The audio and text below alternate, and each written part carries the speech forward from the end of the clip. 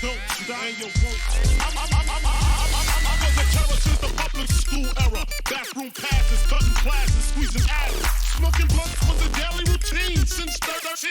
A chubby nigga on the scene. I used to have the tray deuce and the deuce in my bubble goose. Now I got the Mac in my knapsack, lounging black, smoking sacks up in accent sidekicks with my sidekicks, rocking fly kicks. Honeys wanna chat, but all we wanna know is where the party at.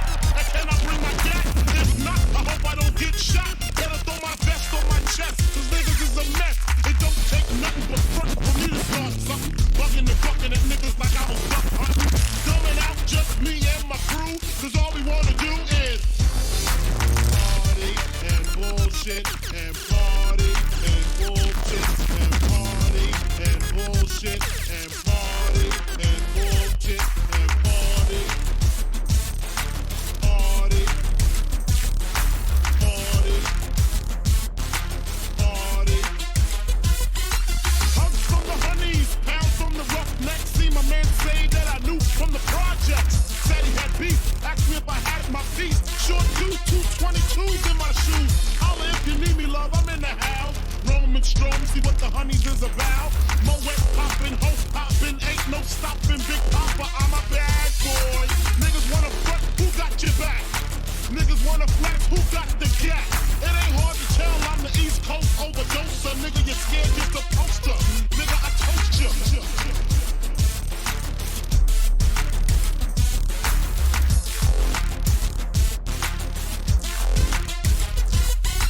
Put fear in your heart. Fuck up the party before it even starts. Is he drunk? Over Henny and skunk? On some brand new and shit beating down.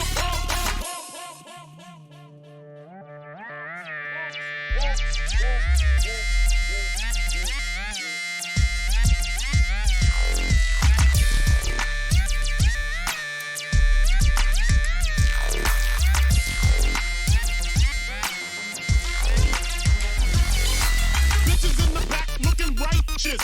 In a tight dress, I think I might just hit her with a little Biggie 101. How to tote a gun and have fun with Jamaican rum conversation. Once in rotation, my man Big Jock got the Glock in his waist and we're smoking, drinking, got the hooker thinking. If money smell bad, then this nigga big and stinking. Is it my charm? I got the hookers eating out my palm. She grabbed my arm and said, let's leave calm.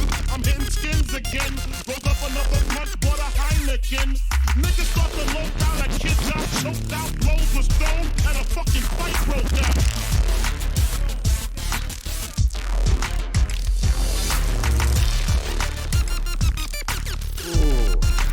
Ooh.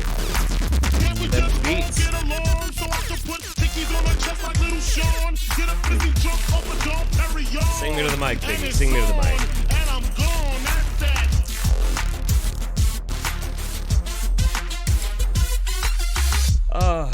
Yes. Hello. Another month, another Wingnut Roundup. How's everybody doing tonight? I hope you are fantastic. I am in a great mood. A fantastic mood. It's a huge mood. It's very big energy. It's unbelievable. I did, however, make one really big mistake tonight, and I have to apologize for that. I did not actually check the P.O. box before going live. However, I do know that there are some boxes that are in there waiting for me, and because of that, I will include my next round of unboxing in a rather fun video that I do have planned coming out next week. I hope everybody's feeling good, man. I hope you're pumped. I'm pumped. I have so many weird, random things to show you. Most of it is actually oddly religious. And as you probably know, if you've been watching my channel for a while, I usually don't talk too much about religion. Not really. So you know that these have got to be pretty wacky, pretty out there. And it just kind of happened that way. I did find plenty of crazy pseudoscience stuff that I'm also going to be dealing with, but all of those are going to get their own videos because they're really special. Something very tasty. A couple of people asked in the chat, they're like, Jeff, you better be in a costume tonight. Let me tell you something. Every day of my life, I'm in a costume, all right? I got to wear this crazy skin suit and try and make a vague performance of being human. In fact, I am actually a reptoid alien from Satan's butthole. or something. I'm sure some of the videos tonight that we're going to watch are going to elucidate the problems with me. And I'm going to take you along on the journey. I am your captain, of course, as always, for every Wingnut Roundup. I am Jeff Holiday. Thank you so much for choosing to take some time to spend with me. And that's my little tribute to the magnificent Leon Lush. All right, guys. I hope you got some booze. If you guys have been watching these roundups for a while, you know by now you need a beverage. You need a tasty beverage.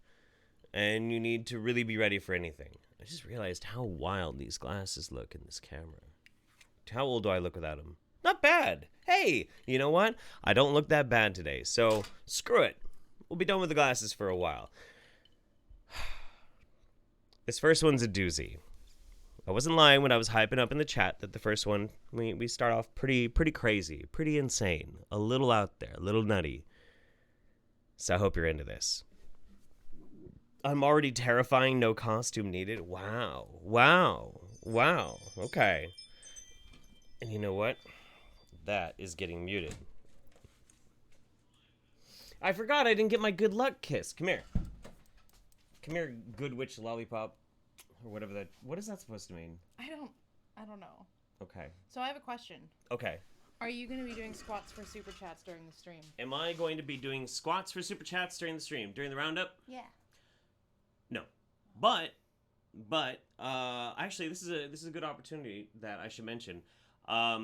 You should absolutely find me on Twitter because not only do I very actively do research streams and editing streams and all other types of streams on my on my Twitch. Did I say Twitter? You said Twitter. Ah, man, the whiskey's kicking in early. Woo! On my Twitch, and I do power squats for dollars. Yeah, I do. You guys should like follow him on Twitch because it's pretty great. Yeah. Yeah. Real Jeff Holiday on Twitch. Get out of here. I gotta work. Get out of there. Jesus.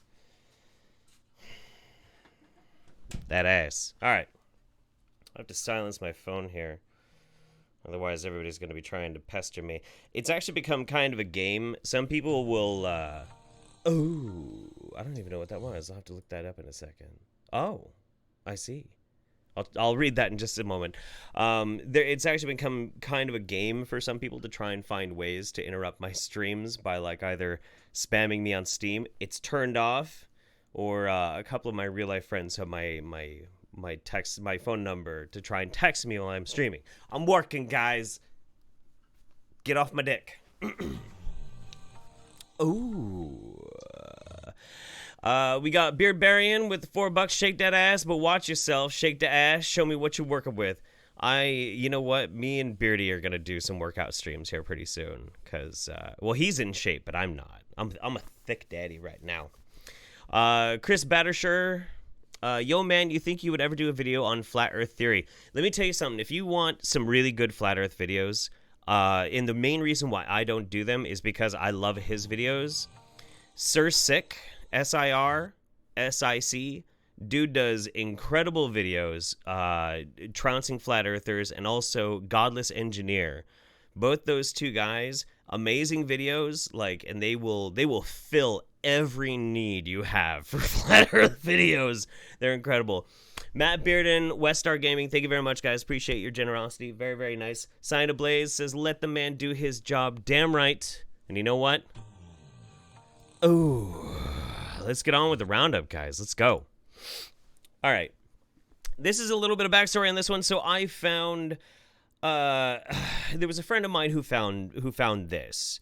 And the reason why is they were talking about, have you ever gone through...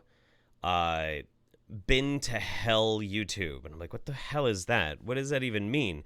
And they're like, well, it's all of these YouTube videos of people who claim that they have been to hell and they come back to report on it, and it's a rabbit hole. And they sent me this one, and I did go a little bit further, but my God, if I included every crazy one that I found, we'd be here all night. It's absolutely insane.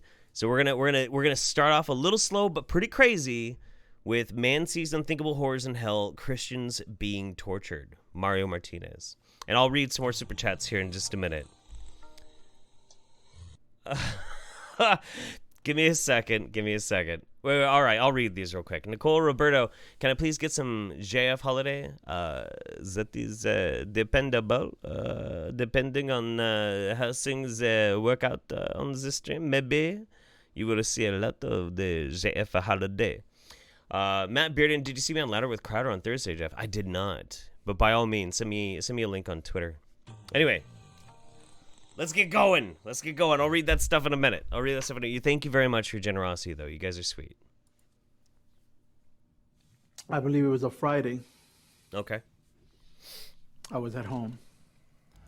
And we all know Fridays. When Fridays come, it's party time. Mm-hmm. We go Hell get yeah. dressed. We're getting ready to go out, party, hang out with the friends. That's right. But that Friday just seemed a little different. That Friday was just something about that Friday. I just didn't feel like going out. I didn't want to go out. Then don't go out. I felt that if I was going to go out that night, I was not going to come back home. That was very, very heavy in me. That's an odd feeling to have. Fear came over me. Okay. A fear I never felt before. Mm-hmm. There goes friends knocking in the door. Bum, bum, bum, bum. Mario, come outside. Let's go. Let's party. I couldn't answer the door. I couldn't speak. It sounds like an anxiety attack, unless you believe that you were having a prophetic response to the impending near-death experience, I assume? Something had my mouth shut. Something had me held down that there was no way I was going to answer the door. And the more they knocked on the door, the more heavier I felt. How is my mic, actually? Do I get to turn this thing up? How you guys feeling? Like, let me know about my levels. 1, if I need to turn it up. 2, if I'm fine. I was not going to come home. I was just not going to come back home no more. And I started getting scared. So maybe half an hour later, finally my starter friends stopped. They finally got the hint I'm not coming out, or I was in there. They couldn't understand either what was going on. But I stood home. I laid in my couch. That's the way I laid in my couch on my back. Okay. I fell asleep. I went to a deep sleep. When I fell asleep, I remember closing my eyes. And I remember it was about 9 o'clock. Happens when you go to sleep, but okay. That night. I opened my eyes. As I fell asleep, I opened my eyes again. That quick, just as it's almost like a blink. Close, open. And when I opened my eyes, what I noticed was that my face was stuck in the ceiling. My face was literally stuck up in the ceiling. Whoa. Okay. Interesting. All right. Your face was stuck in this, like... Okay, that's freaky. All right, let's go. I hope this is spoopy because, Halloween's just a few days away. So I'm trying to catch myself here, like, questioning myself, what was going on here? And as I look sideways, I can see my body laying in the couch. Ooh. So I'm questioning myself, how come I can see my body? Out-of-body experience, maybe? So I guess everybody knows how a balloon is, birthday balloons and whatnot. It has the healing in there, and you grab it with the string and you let it go and it bounces up and down on the ceiling. Well, my soul was almost that way. I pushed myself down, grab my hand on the wall, and I push myself down, and I'll come. Okay, I don't want to infer. God, I almost used infer and imply the wrong way again. Ugh, I've been trying to catch myself. The first thing initially that I wanted to say was going to imply that I have in fact taken ketamine. Disclaimer: I'm neither confirming nor denying that, but it sounds like you're rocking out really fucking hard on ketamine, or just having a bad dream. Just saying. Come back up to the wall and bounce my face. I did that 2 times. Mm-hmm. The third time, when I'm trying to push myself down, I can see my body again. And it was just like in a peaceful, restful manner. So I start spinning around the ceiling. Slowly. Start going around in circles.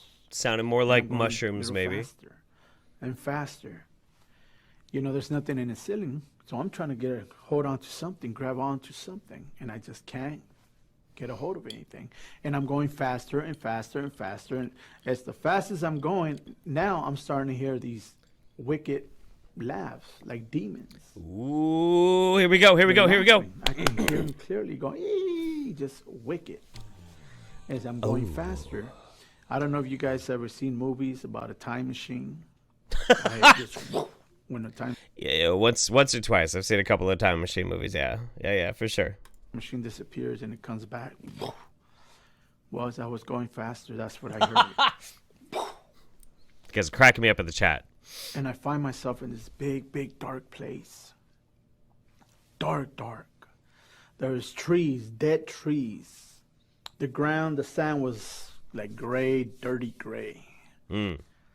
Whatever was behind me, I was able to see these things because, and there was a time where it's so pitch black, you can't even see your hand in front of your face. It's so dark in there, you can't see anything. Now, I try not to be too mean about people and their spiritualities and shit like that, but to be honest with you, man, it just sounds like you're having a fucked up nightmare. Like, it just sounds like a nightmare to me. But by all means, I want to hear more about this crazy trip to hell that you went to. So, feed it to me. But whatever was behind me, I couldn't look back. But I can see in front of me. Everything was dead, trees, and it was just dry. There was no love, there's nothing, just dead. How can you see love? And I'm moving forward slowly. And I not remember, but what I seen in my spirit when I was out of my body. There was 5 demons. They ran around me. Okay. And they were covered in black, almost like witches and warlocks cover themselves.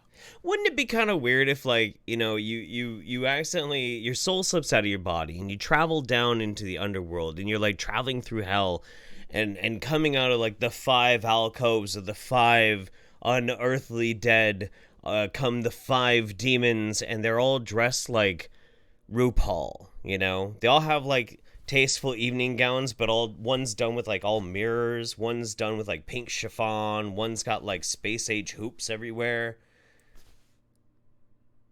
Actually, that sounds pretty cool. Anyway. Some of them were different. Some of them have face of like rats, some look like bats. You guys see these movies, these Hollywood movies, that demons, they describe demons. See, Hollywood is based on the Antichrist.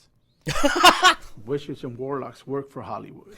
So they see demons. It's why they come out with these movies, because that's exactly how they look. So they make them as a mask and models, and they make movies like that. That's so. I have questions. Okay. Far be it for me to be the kind of person to just cast out on your random nightmare or K-hole or a DMT infused hallucination, but so if Hollywood is based upon like all these demons, the Antichrist, and Satanism and that sort of thing, have they seen the demons, or are these just like? Are these like the kind of goth kids that like to go and hang out in the graveyard and shit, and they like try and make an incantation to contact the devil? Or are these people who you think like are legitimately speaking with the demons, right? Like they are summoning Baal, the Lord of... Who's the Lord of Flies? I can't remember. Is that Beelzebub? I think it's Beelzebub. They're summoning Beelzebub, and he appears in a cloud of flies, and that's why they know for that effect for like Constantine, the movie. Which I like that movie. I don't care if it wasn't close to the comics, but I liked it. But I'm confused. That's exactly how demons look. But these things are more 10 times stronger, 10 times bigger. Some of them have yellow eyes, green eyes, red eyes. Not beautiful little green, red light like Christmas lights. These eyes were evil, wicked. You can feel the hate. You see, the angels and the cherubs have like little Christmas trees lights for eyes, or I don't know. How they look at you. Okay, You all can right. sense that hate. That hate is so overwhelming that not even a human being in this earth has that kind of hate. Okay, It all would right. be overwhelming for us. It would automatically explode your heart with such an ugly, overwhelming hate. I'm a bit overwhelmed right now myself, I have to say. So I think I understand. As I'm going forward, something caught my attention. My arms were straight out. And another thing that caught my attention was that I wasn't walking. You were I was T-posing. gliding. Oh, And as Sorry. I'm gliding, I had these chains on me. With the ball on the end. They were so heavy, I wanted to put my hands down, but I just couldn't. I was taking that pain. And I remember seeing these demons, and I kept saying, where am I? Let me go. what'd they They say? wouldn't say nothing to me, but they'll Oh. look at me, and they'll laugh. You They know would where give you me- are. You know where you are. You know That's all where they you would do. are. You are near the lake of fire in the fiery deeps of hell. Or something. I don't know. Wouldn't it be great if, like, okay.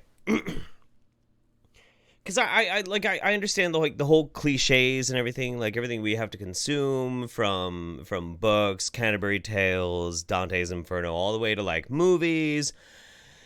Wouldn't it be kind of funny though to have like just a little bit of that slapstick, you know, like you're put on a rack in hell, man, and they're stretching your body out. You're like you're all Spartacus and this shit, right? And then the demon comes up. He's all big and burly. He's like 9 feet tall, all nothing but rippling muscles and eyeballs all over the place. He's like, You know what you did. Now prepare to be punished. wouldn't that be? That'd be perfect. That'd be wonderful. I don't believe that the cosmic universe has to be a cliche. I believe that there can be a little bit of slapstick, even in places like hell. That's just me, though. That's just me. I believe that this can actually be a thing. Let me catch up with these super chats real quick, man. Calais Montelos, hey man, love from a hospital in Sweden. Love your stuff. Keep it up. Hey dude, I hope you're doing all right. Hope everything's going well for you if you're in a hospital. Much love to you, dude. Sticky says, give us the spookiest Halloween ideas. All the love from Sweden. Hey, more of my friends from Sweden. How are you? Jables Boogly, you aren't doing squats, but will you twerk? I tell you what. I have a feeling by the end of this stream, I will twerk. I can't really twerk very well, but I could definitely get the ass shaking a little bit. We just gotta get the right mood set first. Chelsea Lilycat Morris says, dang it, Jeff, sent your P.O. Box something and been waiting on pins and needles to know if you hate it.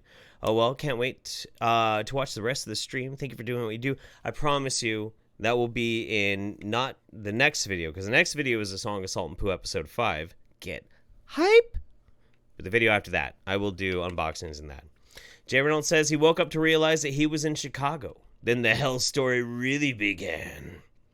And One Connect says, happy birthday, Mouth. Is it Mouth's birthday? If it's Mouth's birthday, then happy birthday to Mouth. All right, let's go. We're gonna try a little bit more on this before we move on to our next video. I'm enraptured by it, honestly. I don't know if you guys are, but I'm feeling this. I'm feeling this. Synonymous says, just got here. Did I miss anything? Oh, we just got started, man. This is our first video still. We're traveling through hell with Mario Martinez right now. Let's go. And I can see them. They had real long fingernails, real powerful, sharp nails, Yes. like razors. Like talons. But they wouldn't respond to me. They were just giggling at me, laughing at me. So as I'm moving forward, I start seeing this big black tunnel. Okay. This tunnel was huge, and I can hear the sound of this tunnel. And I'm starting to enter this tunnel, and my hands are so over heavy. I need to put them down, and I'm in pain already. I just can't, but I'm still gliding into this tunnel. As I Okay. begin to go into the tunnel, Well, halfway into this tunnel, if you're okay, so there's 5 demons. Are the 5 demons like gliding along with you? Are they walking alongside while you're T-posed, like floating down the tunnel of hell? Like, I don't. This is very descriptive. This seems more like you're trying to describe a fever dream, honestly. And that's the thing too. Like at the beginning, he was saying like, I feel like I'm gonna die. If I go out tonight, I feel like I'm gonna die. That's how I feel when I start having like a nasty, gnarly fever. Maybe this is a fever dream. I had a religious epiphany on a fever dream once too, but I was just hallucinating because my brain was cooking in my skull, which actually explains a lot of things about me. This terrible smell starts to come out of this tunnel. Oh. A smell that I wanted to die. That tends to happen.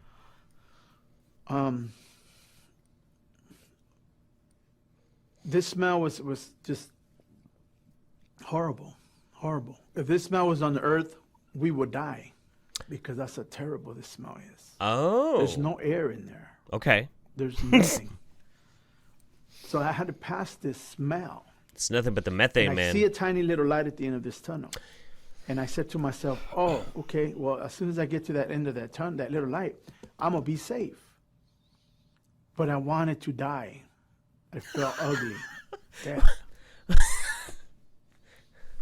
And the word of God says this is the second death.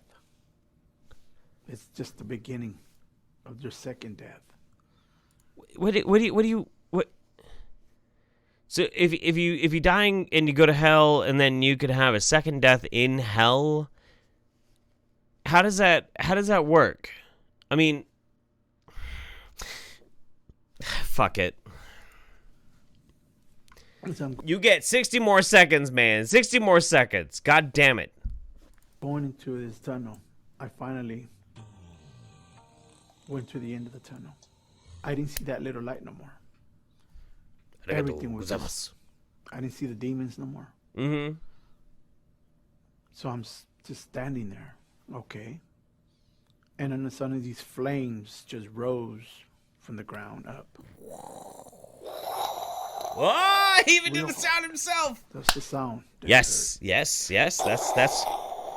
That is what sound. That's what fire sounds like. That is true. I've heard it. You know how we open our curtains in the morning? So that's the way the flames split.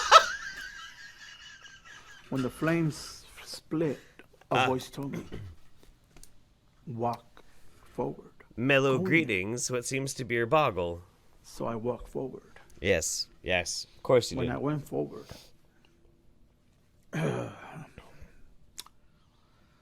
there was a lot of screaming. Wah, wah. Okay. I tell you what, I'm going to make a deal with you guys out there, all watching live. If you guys want a little bit of the Mario a little bit later, I'll give you the option. Maybe we'll drift back. If another video seems to be kind of like meh, then maybe we'll drift over and watch a little bit more Mario as we proceed, which has actually been my plan this whole time.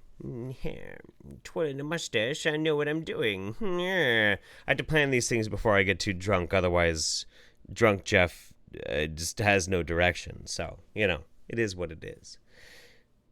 So, hey, let's go big screen. Let's go big screen for a second. Hey, how you doing? The fuck? Who is... Ugh. My phone is dumb. All right, so Shelly Jennings says, hi, Jeff. Much love from Australia. Hey, how are you? Happy you're here.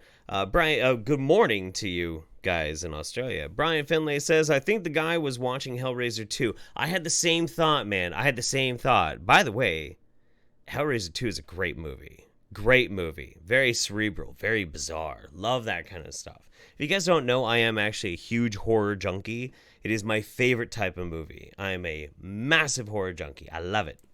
The Bespectacled Archivist, did he drink the same cider as Jordan Peterson? Woo! Well, let me tell you something. When man travels inside of the realms of his own mind, and he starts to have to confront the demons of his past, sometimes it can look and seem like he's drifting through hell.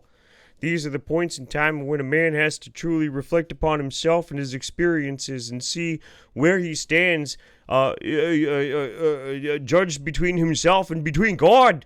I don't know. That's the best I can do for Jordan Peterson. So, I know some people out there really like Jordan Peterson. If you like Jordan Peterson, Great.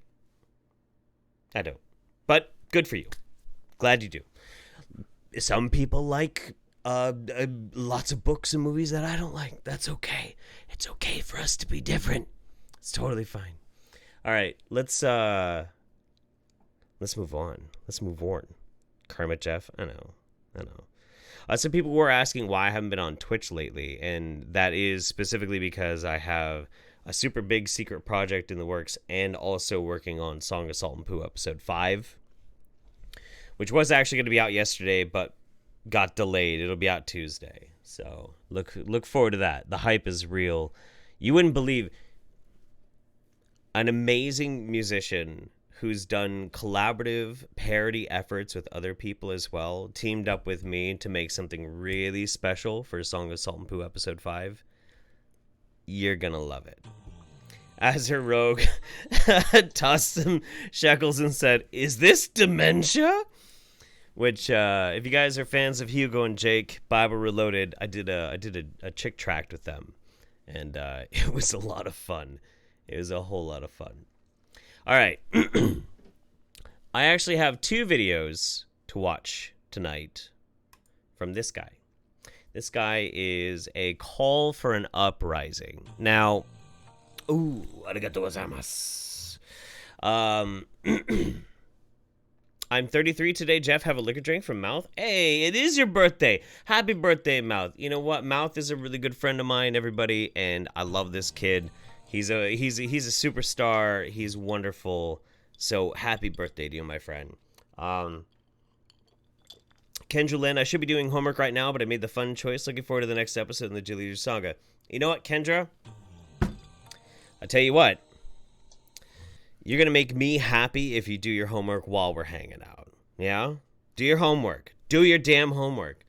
Don't be a wasteoid loser like me who has to make my living being a big goof and clown on the internet. Get smart. Get educated. Do your damn homework. And I love you. Thank you so much. You're a sweetheart. Callie Montelius, yeah, doing good. I work at the hospital. Okay, cool. Good. Glad everybody's good.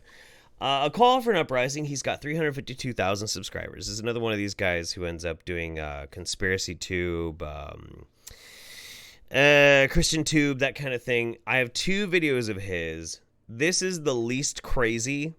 That should tell you something. We're just going to kind of check out a little bit and get a feel for what he's saying. The title of this is, Why Are We Always Seeing Black Tears, Black Smoke, and Black Goo? Hawaii.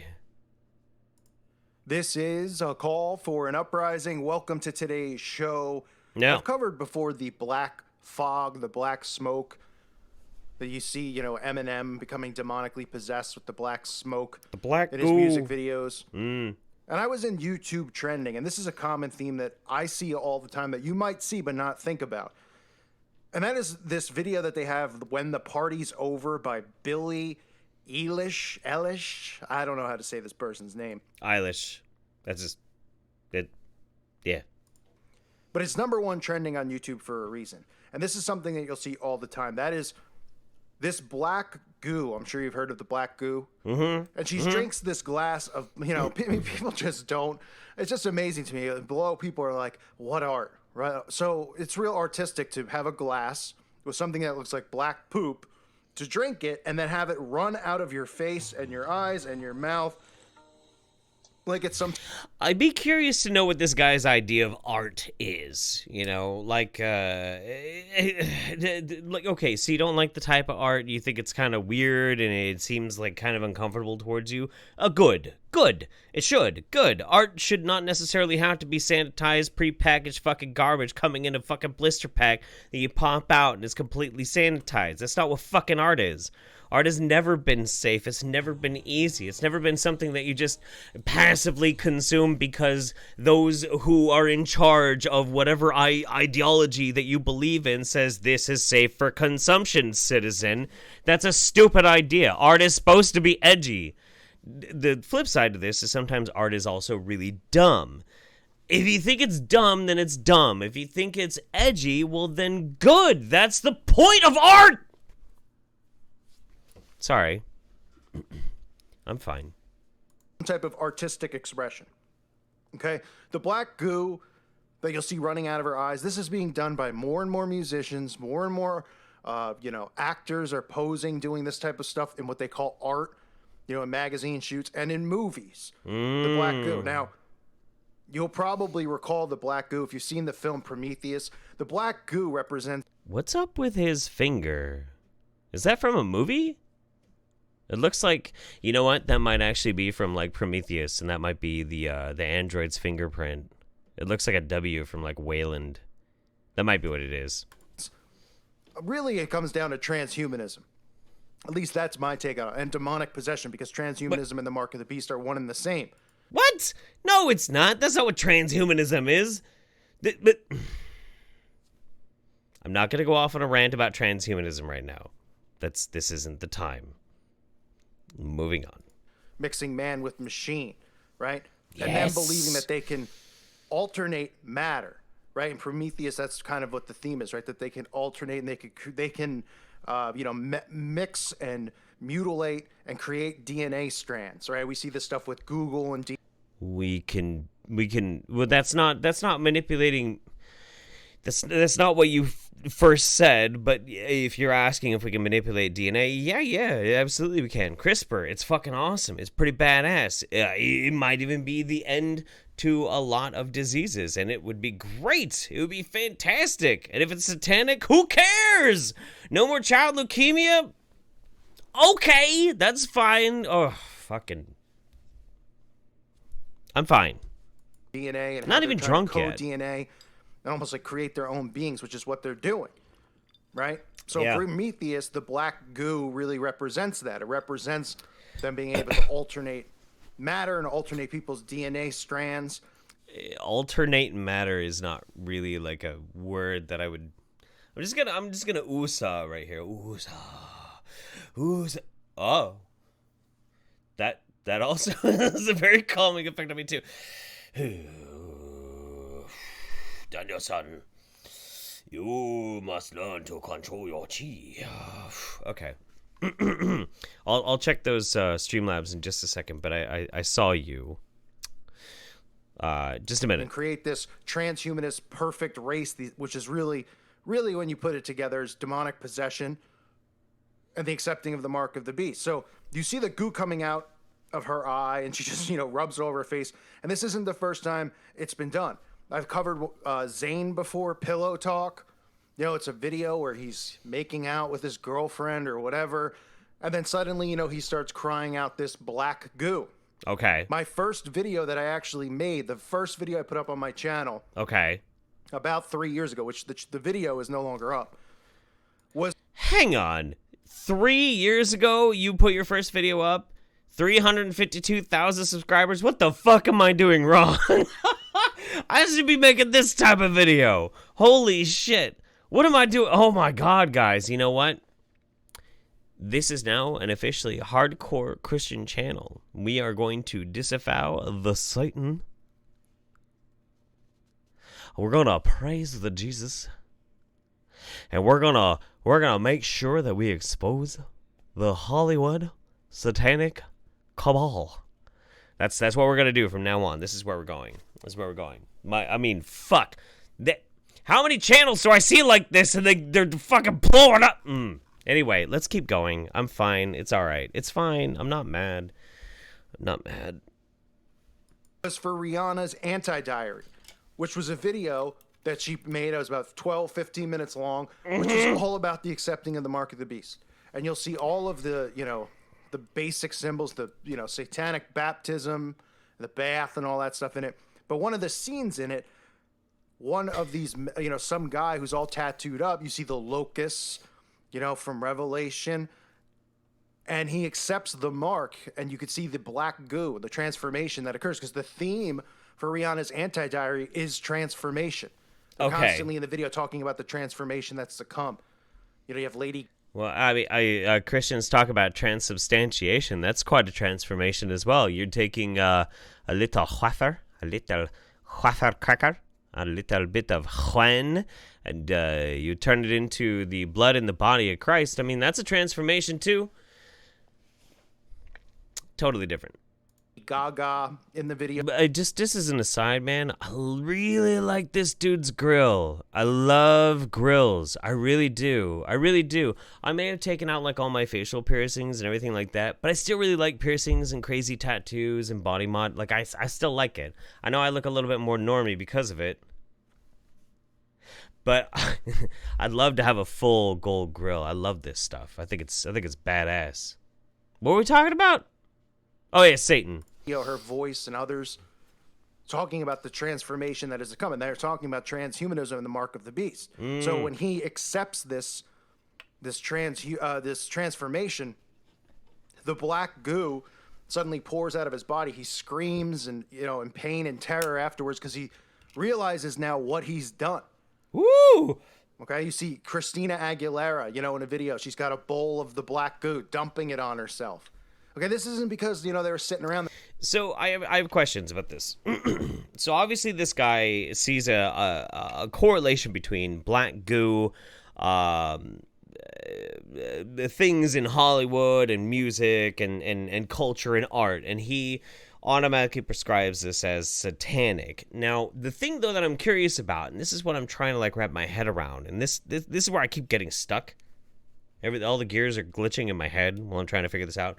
Is where in the Bible or any kind of Christian literature in which they speak about a black goo? Because I've never heard of it. I've never heard of it. Like, okay. And this is also a really interesting test that you can give to any of your friends.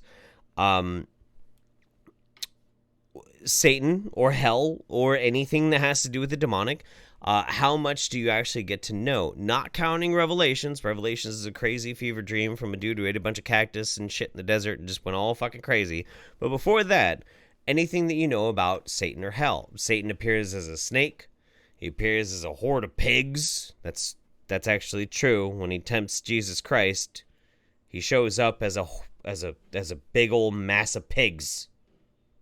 It's in the Bible. I didn't fucking write it. But, like, where's the black goo? Where's the black goo? Is it in a book somewhere? Did somebody read it somewhere? I've never heard of this. I think they're just making it up. I think a lot of, like, Christian YouTube just makes shit up. Because they're old and they just don't understand modern culture. Oh! And they're like, hey. Drop my glasses. You know what's pretty cool? Black goo. It kind of looks like oil. Like when you change your oil and the crap comes. Yeah. Oh, yeah. I love that. Yeah, I love me that too. Black goo. Yeah. Right. Or it almost looks like something that might come out of your rear end. Right. Wouldn't it be sexy if Christina Aguilera dumped it on herself? Yeah. People are saying Satan wasn't the snake. Satan isn't the snake? I was pretty sure, like, the whole thing is that, like, Satan the adversary was supposed to be the serpent and the horde of pigs, but that doesn't necessarily mean that Satan was Lucifer. I don't know. Maybe maybe we'll do, like, a thing someday in the future where we try and break down what was supposed to be a detail of what. I don't know, man. I don't know. It's it's ridiculous. He banished demons into a horde of pigs. Really? Really? That's even weirder. That doesn't make any more sense than what I was talking about. What the fuck, man? This is weird. Call me crazy. Not the most believable story I've ever heard, but that's okay. So it's totally fine. Not bashing your religion, just saying it's a little weird. It's just a little strange. Wouldn't it be sexy if we have, say we have Zayn crying out this black goo, or we have this Billie Eilish crying out black tears and black goo, right? Where else do we see it? We see it in movies, too. Movies that are about demonic possession. You see the black tears and the black goo coming out of the face with the missing eyes, with the white nun and the black tears, right? We've seen it with American Horror Story, which is common. You see it with, Conjurings and those types of films. You see it in other album covers with black tears by those are great movies. Specific artists even referencing black tears. Common theme. Remember, when you're waking up to this stuff, you start piecing it together and you start seeing the repetition. That is really how you help other people wake up. Right? And you just explain it to them. Why do we have Venom? Why Venom? Not just Venom is an allegory to the great Satan. I'm done with now. I was kind of on board for a minute, but like the Matt Hardy dirt face in Venom, I can't do it. I still haven't seen that movie, by the way. Maybe it's good, maybe it's not. I don't know. I'm hitting the button. I need actually a button. I need a button that I can like hit for comedic effort. You know, everything's all about props. Prop humor never got old, right? No, it's still a thing, right? Sure. Hey, how you doing? Let's catch up real quick. Heavy Arms Kai says, got tons of math homework. Damn you for convincing me to be responsible. Do your goddamn homework. Do your homework. Stop slacking off. And anybody watching in the future, if you're watching these on rerun or anything like that, do your fucking homework. Now. 420 Blaze Doggy Dog. I'm trying the Jilly Juice to see what's up. 2 weeks in 1 gal a day. Please stop. Please don't. Don't drink Jilly Juice. I'm not saying that Jilly Juice will be relevant later on in the stream, but it will be. Antonovich, with the big 50. Thank you so much, buddy. Take my money, bitch. Take it, you filthy whore. Seriously, though, love your vids, Jeff. Keep doing your thing. I will as long as I am able to, and I'm glad that you enjoy them. Thank you so much. It's very generous of you. Very kind. What do I have next? I have all these, like, lined up in a really crazy order, too, so let me take a look here. Oh, God. Oh, God.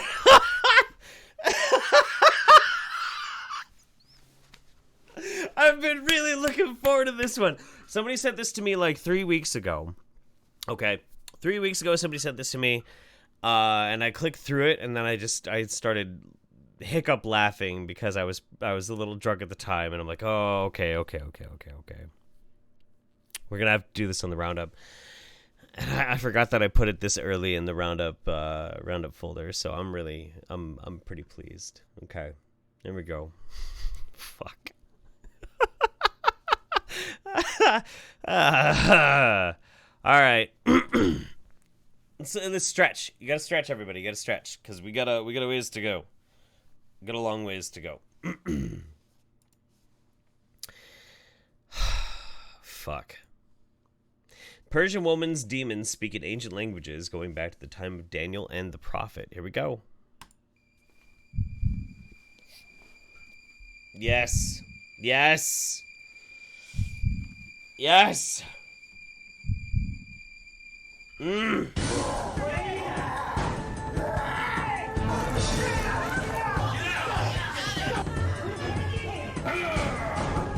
So this is Bob Larson, the real exorcist. He's got 64,000. This is actually a little bit of an older video. It's about 4 years old, but I just found it, so I don't care, and we're going to watch it. But Bob Larson, man, he is a foot soldier fighting the forces of evil. Fighting the forces of the demons. Let's go.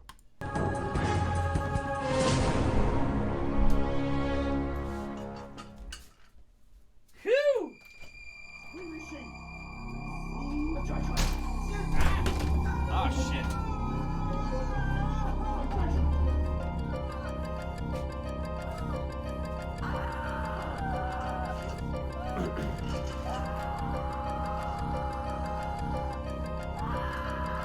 Yes, while he was ministering to another person, this person was screaming as if demonically possessed.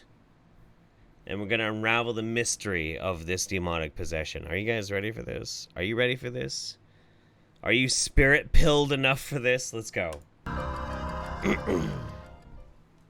Okay, your first name? Nilufar, it's a Persian. Nilufar, it's a Persian name. Persian. So how old are you? I am at the same. 46, okay. Are you still single? Never married? All the single ladies, bless your all heart. the single No wonder that ladies. struck a responsive note with you. Because as I ministered to her, you were feeling all that pain down inside you. How long have you been a Christian? 5 years now. 5 years. And were you Muslim before? Yeah. Who spoke something terrible over your life? The whole family make fun of me and they called me dumb. They said that you cannot. The whole family made fun of you and they called you dumb. Okay. That's sad. Make a decision. You're not a decisive person. They just said that, okay, you're gonna be single forever, and it's okay, and we're gonna take care of you anywhere you go. And They said you're going to be single forever. Don't worry, we'll take care of you. Well, that's another curse. Let's break that curse right now. okay, Say in the name of Jesus. name of Jesus. First, Bob must have Nilu break the curses spoken over her by her family. So her family's been cursing her. They didn't really understand this, but them saying, like, you're kind of wacky and you're kind of dumb and you're probably never going to have a husband, that is effectively a curse. Okay, that's fine. What the hell is that smoke? I'm smoking a cigarette. I don't want to hear nothing about how I'm smoking, all right? I don't want to hear it. I realized that I had an allergy to my vape. So I've been trying to, like, just smoke cigarettes for a few weeks to see if it cleared up, and it is clearing up. It sucks. I got to figure this out. I'm going to have to quit all nicotine altogether soon. Blows. I break this curse. I break this curse. Spoke over me. Spoke over me. Put your eyes on me, look at me when you say it. By my parents. By my parents. Especially my mother. Especially my mother. Oh, Keeping me alone. keep me alone. Keeping me isolated. Keep me isolated. And controlled by them. And controlled by them.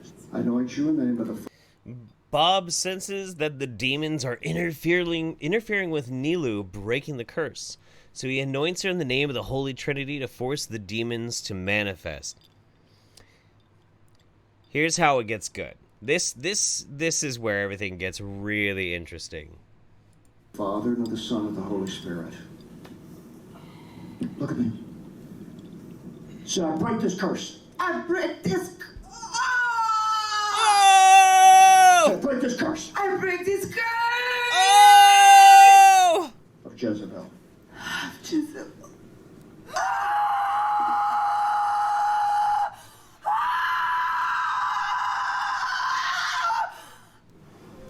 I divide soul and spirit. Bob divides soul and spirit according to Hebrews 4:12 so that he can interrogate Jezebel. He's going to interrogate the demon inside of Bilu. I divide this woman from you, Jezebel. Spoopy! Jezebel, I'm going to take the sword of the Spirit and put it right through your back. What is your name in Persian?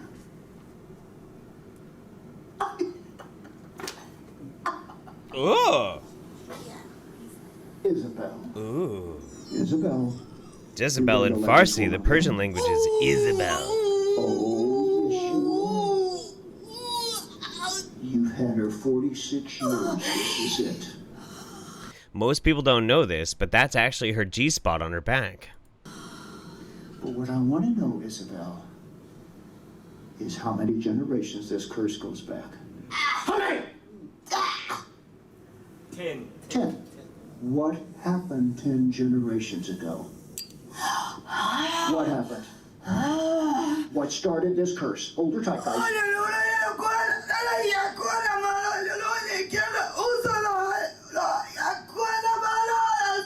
She suddenly turned into a very angry Spanish abuela. Screaming about how you left your goddamn shoes tracking mud into the goddamn carpet again. God damn it. Fuck. What? You don't understand that? Well, this goes way back. This is ancient Farsi. Isabel, I'm going to put this sword through you again. Woo! Answer me. What started this curse 10 generations ago? Get up. Get up, spirit of Isabel. So when it's Jezebel, it's almost always witchcraft. Can you imagine how creepy sex with Bob Larson would be? Like, I don't know, man. I'm getting this, like, I don't know. Wouldn't do it. No. Wouldn't do it.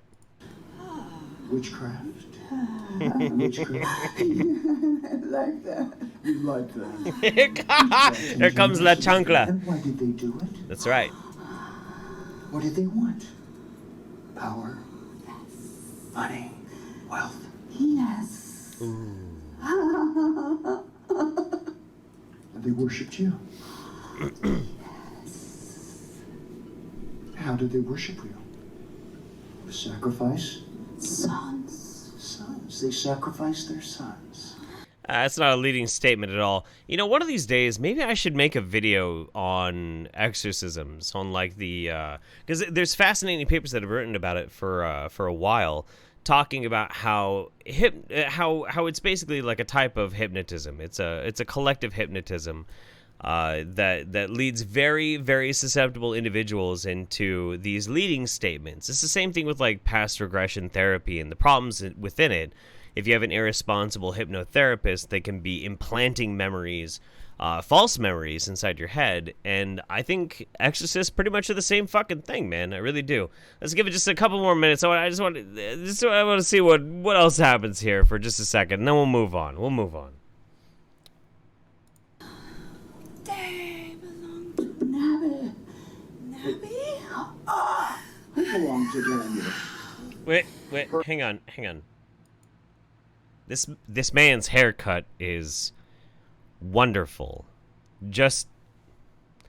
I think I had that haircut when I was in like 6th grade, and I was really mad at my parents for like 3 months while it grew out. I'm pretty sure.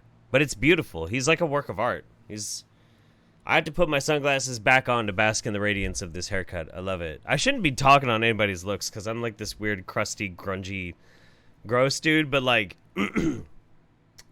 to you. Her ancestors? Yes. They're a blessed family. To break the blessing of Daniel, the prophet. Yes. Yeah. And then one meant to move from the city. Go down. Nilo? Okay, Nilo, you've been listening to what goes on? You've been doing a great job staying out of the way and letting them And she's talk. back, ladies and gentlemen. Woo! She's back, ladies and gentlemen. She's back. She's back. Wonderful. Bob, well done. Bob must have Nilu break Isabel's curse that removed Daniel's blessing.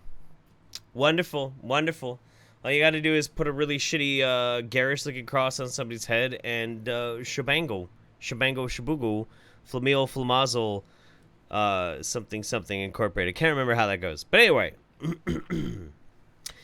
Nicole Roberto, one of these crazy exorcists is coming to my town. There are posters everywhere. I was thinking about going. Thoughts on if I should. If you do, would you please film it for me? Yes. 100%. If any of you guys out there have any of these crazy experiences, you run them out and see some wacky examples of people just doing the most bizarre things. Dude, record it. Send it to me. I want to see it. I want it. I live for this stuff. This isn't just my job. It's my passion. Tinkerbell Pixie Wings. Oh, good. Let me plug in my headphones so I can see what dreams this leads to this time. Yeah, well, you know, it's what we're here for. I think we're good on that one. Pretty good. How you guys feeling tonight? You feeling pretty good? Feeling pretty good? Let me see some ones in the chat if you guys are feeling good right now. Me, I'm feeling pretty good. Pretty fantastic. We've been going for about an hour, and we ain't even made a dent. Not even made a dent. I'm all about that T-pose right now with, you know, I'm in solidarity with my boy Mario traveling through hell, you know what I'm saying? I feel good. I feel real good. I see a very sweet message from a young lady saying that they've been dealing with some harsh stuff with some of their family members, making them feel kind of shitty. And if there is something that I do, any kind of content that I put out that brings a smile to your face, if there's anything that I do that does elicit a very positive emotion in your life,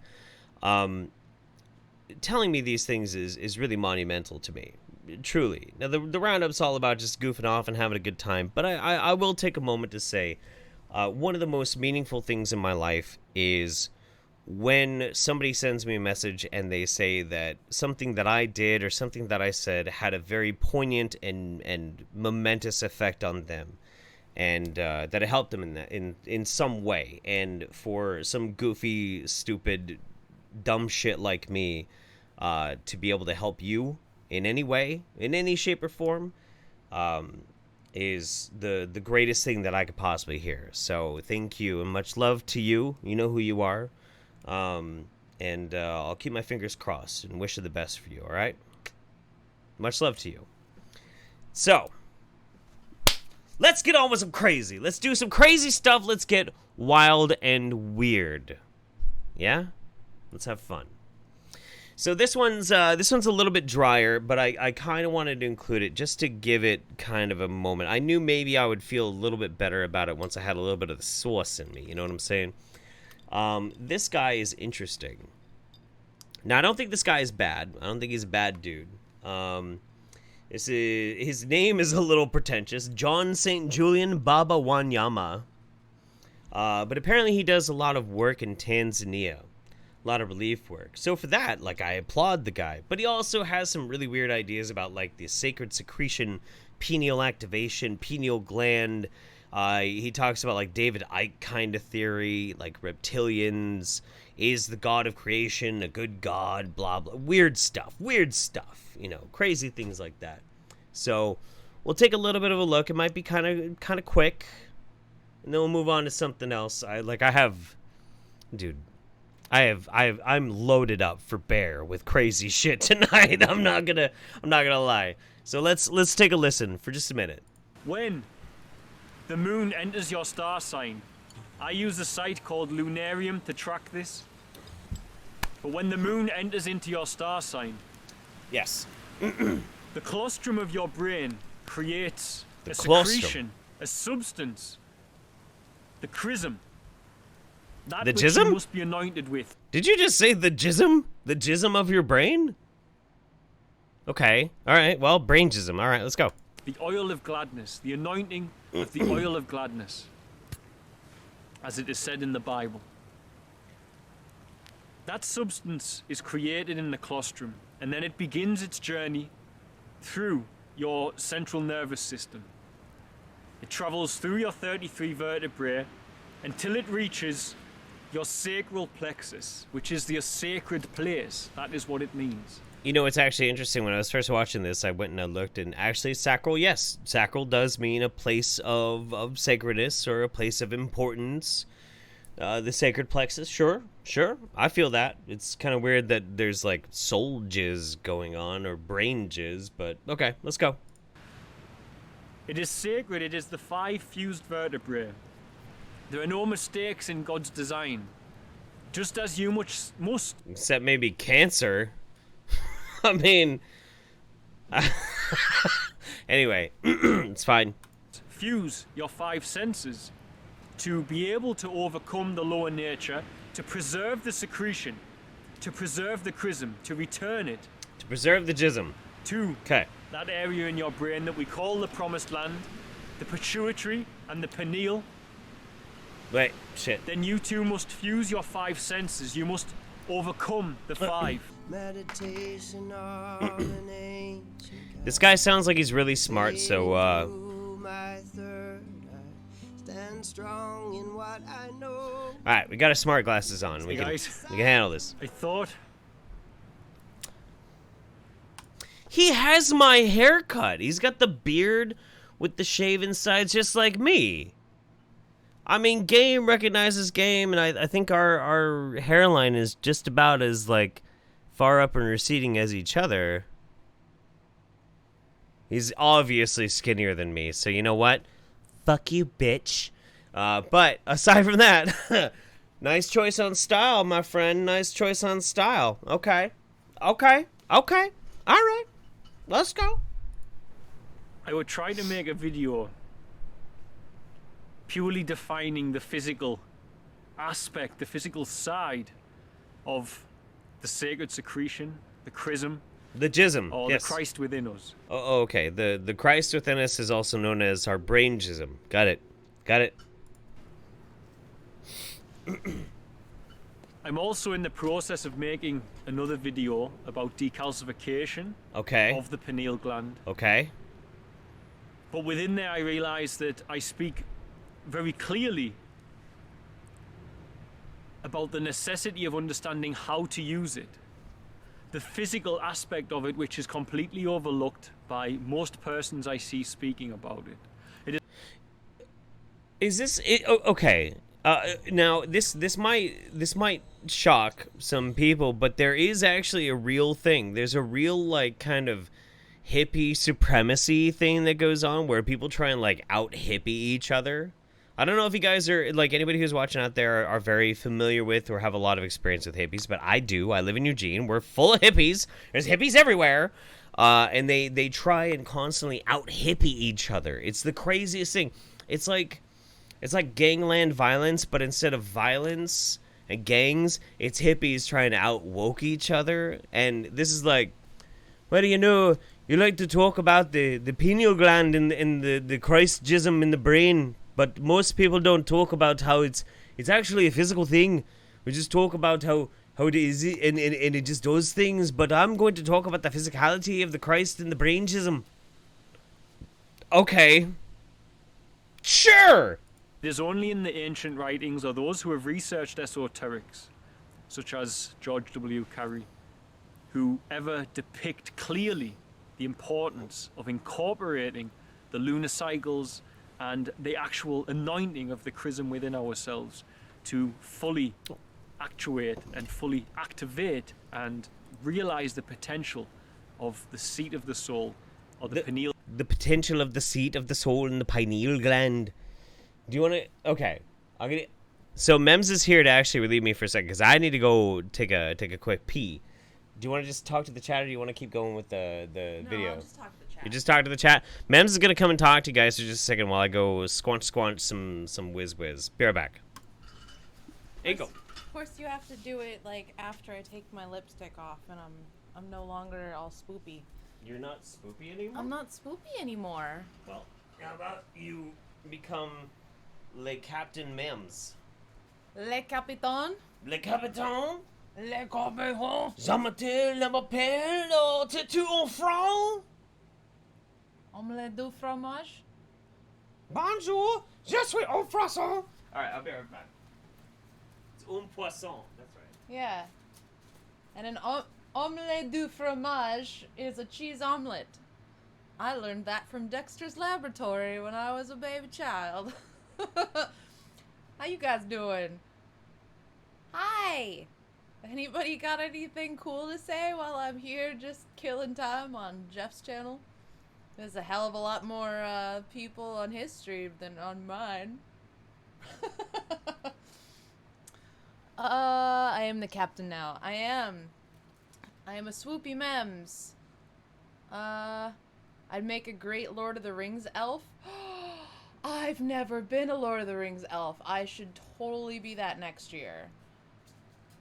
High as fuck? I am not high as fuck. Have fun, Beardbarian. Oh, the chat is going so fast. You're doing great. I'm doing great. Yep. Go kill the blackberry bush. We actually pulled all the blackberries out of our backyard. I pulled all the blackberries out of the yard. Yes, you did. Yeah, but it's more fun if I say we. The royal hui. The royal hui. The royal hui. That's right. Let's get some more whiskey up in this bitch. I showed you my turtleneck. Please respond. Okay. Sure. Hey, can you tell that I'm doing a very intelligent video debunking right now because I have my smart glasses on? Actually, those are my smart glasses. Shut the fuck. I found those in a Walmart parking lot right before I met you. I know. Yep. Bye, chat. All right. Now the amateur hours. Ah! No! Stop it! Stop it! I'm working! I love you. Okay. Love you too. Anyway, enough of that shit. I love you. I love you. Go away! Alright. What were we doing? Why are we here? Who am I? Anyway, let's go back to... yeah, I don't know if this guy's gonna give us many lulls, but let's give it a shot. A little bit longer. Let's see what we got. Pineal gland or the third eye. First and foremost, you need to understand that your body works in line with the lunar cycles. Does it? Every 28.5 days, your star sign, the star sign in which you were born. I'm born in March. My star sign is Aries. As I speak to you now, the moon is in Aries. As the moon... What the fuck does that even mean? What is this supposed to mean? What is it? Does it have any significance? I'm in Aries too. Does it mean anything? People are like, well, actually, an Aries is a very aggressive-minded, somewhat artistic, but can be pretty pig-headed. Shit. Fuck off. Moon passes into Aries. It sets away a cycle, a rhythm inside your body. The moon has a great influence on all bodies of water, including your human body. When the moon enters your star sign, I use the site. When the moon hits your star sign and you're high on DMT. I have nothing. I have nothing. Just, okay, 30 more seconds, man. You gotta dazzle me. Dazzle me here. It's called lunarium to track this.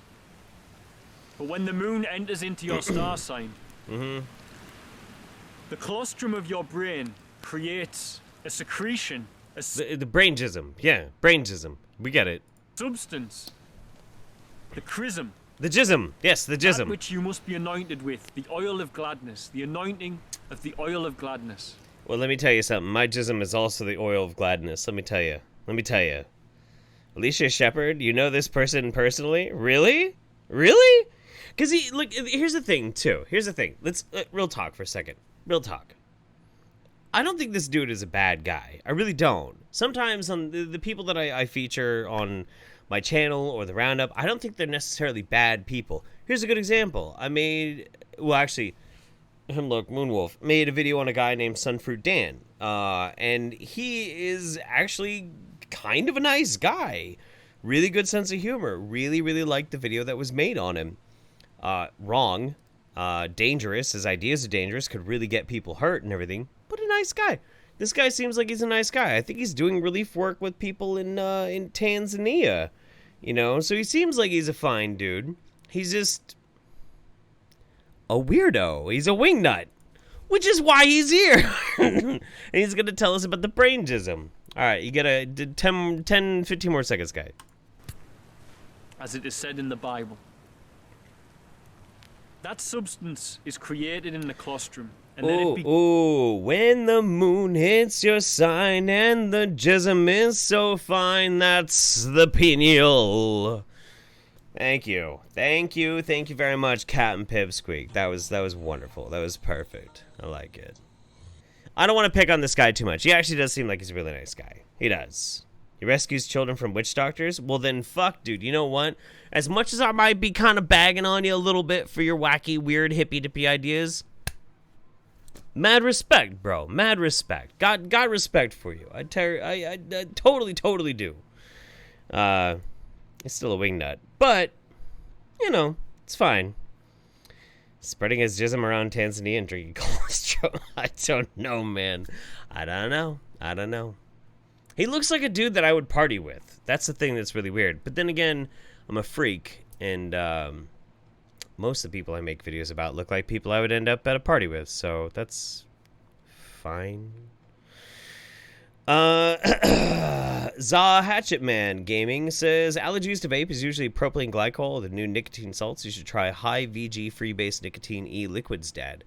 Yeah, so I actually, I tried high VG, but I haven't tried full VG vape stuff yet. A buddy of mine is actually hooking me up with a dripper that can handle that, and I'm going to try and switch to that. Because I hate smoking.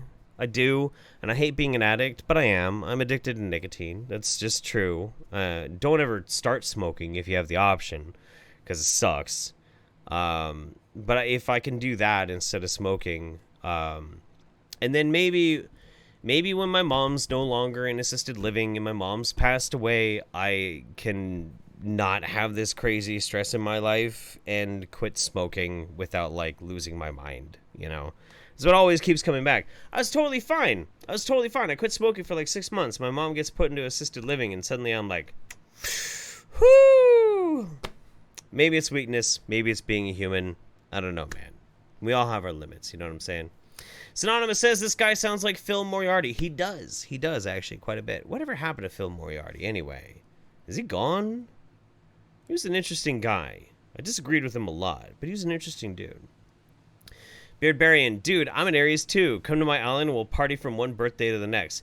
Dude, Beardy, I could have told you we're an Aries right away. You know, we're just so in tune with our star signs. But we do need a party. Dragon of the West says if he starts talking about werewolves, I'll lose it. This guy? Talking about werewolves? Nah, no way. No way. Megan Wood says, "Aw, memory is delightful. Way to go, Jeff." I did win the jackpot. I will admit that. I will admit that. All right, so let's move on. Let's move on. What do we have next?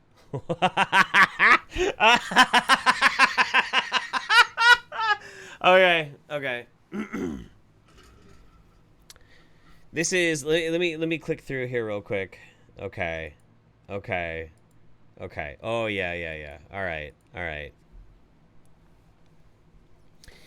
This is the last of the uncertains. So how I usually formulate the Wingnut Roundup is like the uncertains of how interesting or crazy they're going to be always go in the front. You know, like I always say, the Roundup is not a race, it's a marathon. We have to have some staying power. So I put the ones that maybe aren't like the craziest, most wild, weird fucking things on the planet in the beginning. And then the longer we go, the more wacky and fucking weird they get.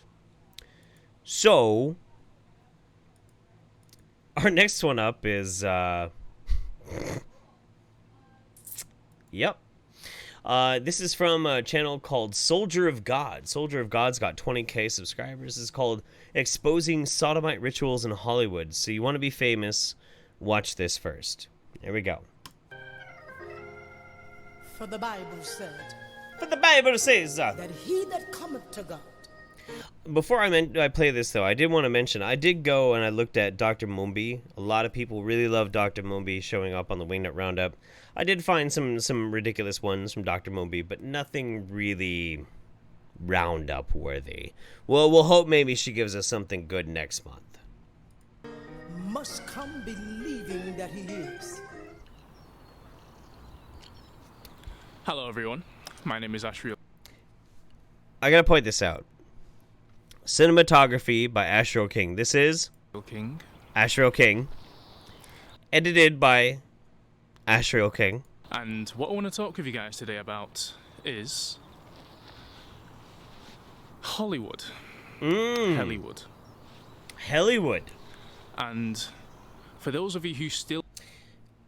I have this thing, and it bothers me a lot. A lot of cell phone lenses, the lenses on cell phone camera, because I'm pretty sure that's what he's filming this with, have the type of lens where if you stick it really close to your face, it makes your ears disappear, and it really drives me crazy.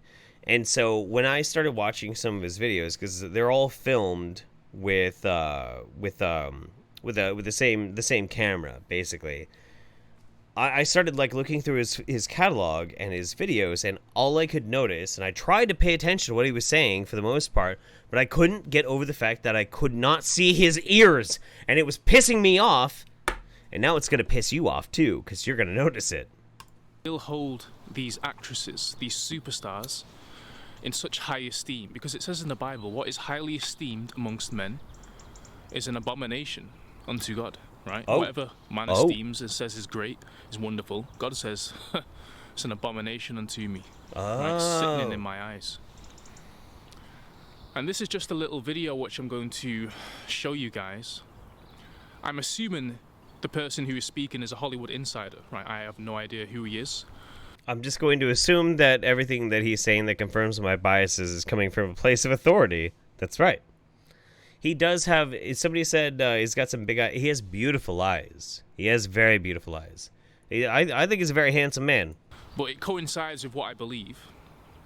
And it's not hard for me to believe it's true, right? Because from my own research as a New Ager into Satanism and all that sort of stuff and the occult, I believe, yeah, Oh, There's a lot yeah. of truth in this video, but you'll see and judge it for yourself, right? Because after receiving this information myself, okay, I can no longer look at these stars in the same way. Even when I came to Christ, I could no longer look at Hollywood, right, as the same thing. It's not. It's just full of Satanists. That's right. Hollywood is full of Satanists. I can tell you for sure, you know, when I went down to Hollywood and I was on the Dr. Phil show, the very first thing that they offered me was a bowl of virgin's blood. It's weird. It's totally weird. They took me down and they put me in the green room and they're like, fresh bowl of virgin's blood for you, Mr. Holiday. And I'm like, oh, well, thank you very much. And so I drank from it, and then they gave me a robe of skin from baby foreskins, and yeah, I mean it's all Satanism. Everything about Hollywood is like total Satanism. Your favorite actor, who you've been loving your entire life, yeah, who says he's a Christian, Kurt Russell. Kurt Russell, I don't think identifies as a Christian, but he is my favorite actor. That's actually true. A little bit of trivia for you. You should write that down, actually, when it comes up later. My favorite actor is Kurt Russell. Is basically a Satanist at heart. But no! No! Kurt God Russell, bless. no! See, this is the unfortunate part about this video. We will have another Soldier of God video, I think. If we get around to it, we might run out of time. We'll see. I might run out of whiskey. That might be the problem. But I do have another one lined up near the end. But then it's like somebody else's video. So let's watch this one. This is pretty interesting. I love Kurt Russell.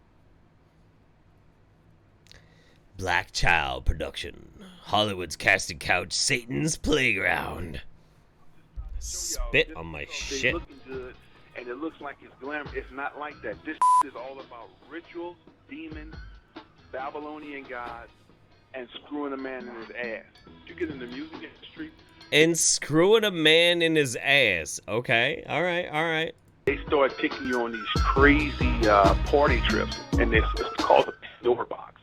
And while it's called the Pandora box, it's called because everybody that's like a masquerade. And sometimes they don't have masks on, but sometimes they do. And you have I've said this in many of my blogs before, but let's just bring it up to par, right? They have masks on. They have androgynous there. They have she-he's. They have women dressed like men. I mean, you name it, it's there. And it's all the top Hollywood actors, models, singers, hip-hoppers. You name it, is there. Okay. And they could be dressed in a disguise. So she was exposed to that. My God, I can't believe that. I can't be a part of that. Oh, what you mean you can't be a part of it? If you want your check, you want this Hollywood life, you would be a part of it, and you're not going to share these secrets. She thinks about that. She cried a little bit. They always cry, right? She said, okay. She goes in this Pandora box, androgynous owner, man owner, woman owner. That's nothing, right? Why is there a bunch of clips from Party Monster? I don't know if you guys have actually seen the movie Party Monster. It's actually pretty great. It's a wonderful movie, starring Macaulay Culkin and what's his name? Seth Green. Fantastic. But it's a biopic about crazy socialites in a certain historic period of time. But like, it's not indicative of Hollywood. What is this? She's thinking, I got that over with, so she didn't think it was nothing. She didn't really have to do nothing but me and go kiss a little. She's used to kissing women. Oh. To kick her. The three producers. If she used to kissing women, what's your problem? Why would you have an issue with that? The headliners, the guy who make Hollywood runs like it does, right? Bring her to the upper penthouse tomorrow. So she's thinking she getting ready to sign a contract. No, they want to pop her in her ass. And this is how they get down. They call it gravy. That's just gravy. Now, everybody, other people may know you from Gravy and your music career. Has this sparked the acting bug? Are we going to see you in a lot more roles following this? Yeah, definitely. This is my newfound love. Music is my passion. And, acting, I'm definitely getting ready to jump into it. Okay. That's a Hollywood slogan for people who just got popped in their behind. Well, how did it... People who just got popped in their behind. That's right. That's right. Most people don't know this, but if you're ever gonna get anywhere in Hollywood, you gotta get popped in your ass. You gotta take it up the A. You know, that's how it goes. You know, you want to be a big star in Hollywood. I mean, I don't know. Don't get me wrong. I'm not trying to say there's no legitimacy to things like the hashtag Me Too. There are definitely some instances where, obviously, people who are in places of power, who can be corrupt, can prey on people who are idealistic. Sure, I totally understand that. But this idea that if you want to get big, you got to get popped in the ass. I don't know, man. I don't know. Maybe. Go, man. How's your career going? Oh, I can tell you right now, baby, everything's gravy. There's been a lot of people that's got their letters on the fly, and they read all the literature. They have them in a nice little room or a sweet hotel. It's real elegant. They do it really nice, and they let you read that letter, and they tell you what you think. I ain't got no problem with this. Okay, sign right here. Now that's the beginning of the rituals of everything that's to come for you. All the doors gonna open for you. All the doors are opening. He ain't ready for what they're gonna hit him with. You just gotta get popped in the ass, and everything is gonna open for you. Okay, you got a few more seconds before I lose interest. We want you to meet some friends. Okay. Friends. I want you to take it personal, because we know that you're about your business and you know how to make that dollar. It's all business. Don't take it personal when you see what's up, right? They take them in this room, and there'd be 3-4 dudes on another guy, and he may know that dude in the business. They say, what you're about to see, nobody else know. This is part of the ritual. You are not to speak about this. Wait, so 3 dudes are banging another dude in the ass, and the other dude who's getting banged in the ass by 3 guys is like, this is the ritual, and you ain't gonna see this anywhere else, but this is the ritual, I'm getting banged in the ass? What? Seeing these dudes, transsexual, transgender, and they're all like lapping this one cat. Right? Wait, so some of the people who are fucking this dude in the ass are transgender? Hot? Okay, awesome. Tell me more. That's the first test to see if you're going to buck. Why I'm telling you that? Because that's the first thing they did to Cat. They took Cat to all these private parties. Cat couldn't believe what he was seeing. Cat rebelled. What, Cat Williams? I have questions. I want to actually talk to this person live and ask them questions. Like, where did you get this? Like, where is this coming from? Couple more seconds. Let's see where it's going. Usually, before they want to take you to the next level, they say, "Let's see what he's gonna think when we take him here." A lot of dudes like, you know what? That ain't got shit to do with me. It's all about the money. Well, it ain't all about the money, because now what you saw done to that guy, it's your turn. And you're going to say, they're going to, hey, come on up in here. No, man, I ain't down for that. Well, do you think we're going to keep paying you $5 million a year? Do you think you're going to be honors on BET? Do you really think we're going to keep putting your name in lights? This is... You go to get railed by Puff Daddy and 2 transgender people so you can be broken into the Hollywood elite. You know what? All right. Now, I'm good. I'm satisfied. I'm satisfied on that video. I think it's interesting that Soldier of God was like, well, I assumed that this is a Hollywood insider. Why? Why would you assume that it's a Hollywood insider? Because it sounds good?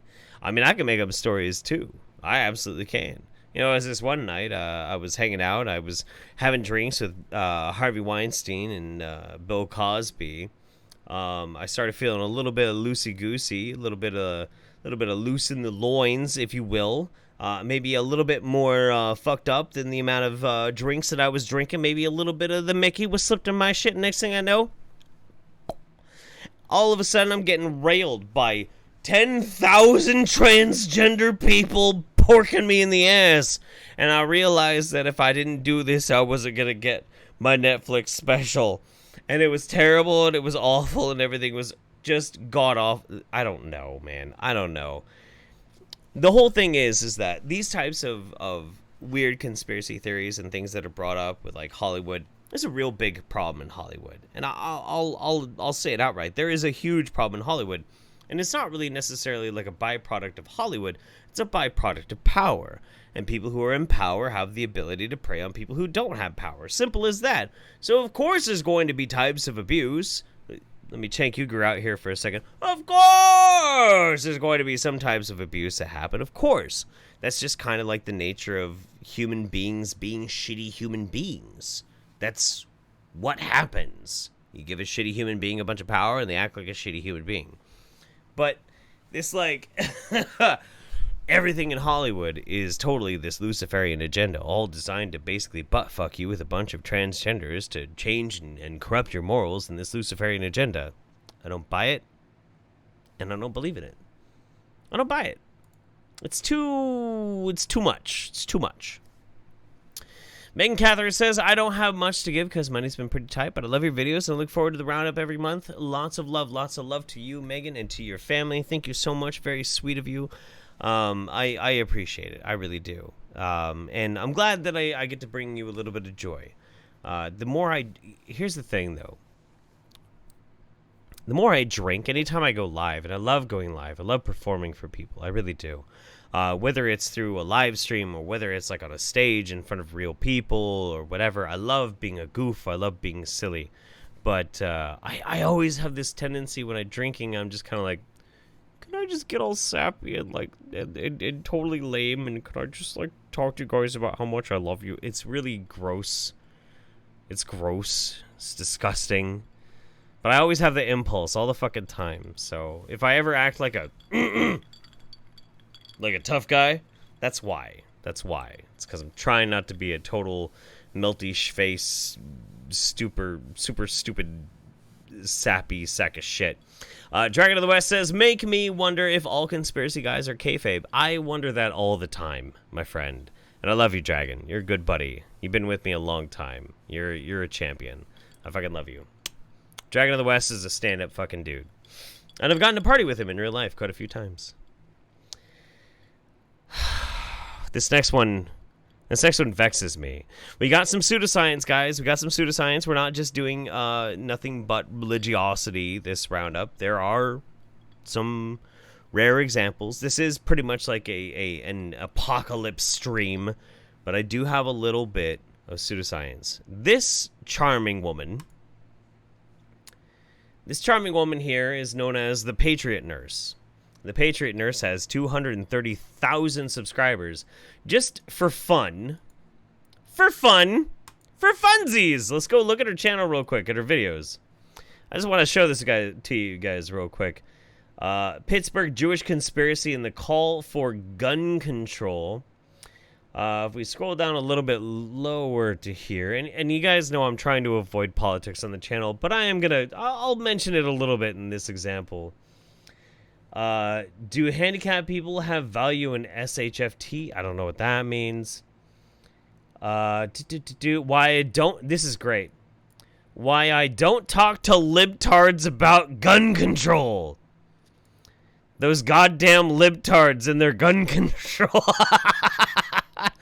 So that we understand who we're actually talking about here. So this is the Patriot Nurse. She's talking about polio spreading, herd immunity, and blaming anti-vaxxers. So, here we go. By the way, vaccinate your fucking kids. This Patriot Nurse. In today's segment, I want to discuss with you the new polio-like disease that's going around, acute flaccid myelitis, and also what's the deal with herd. Well, she did pronounce it right. AFM, acute flaccid myelitis. Okay. Immunity, and can we expect more diseases like this to show up, diseases that there is no vaccine for? What do we do about this?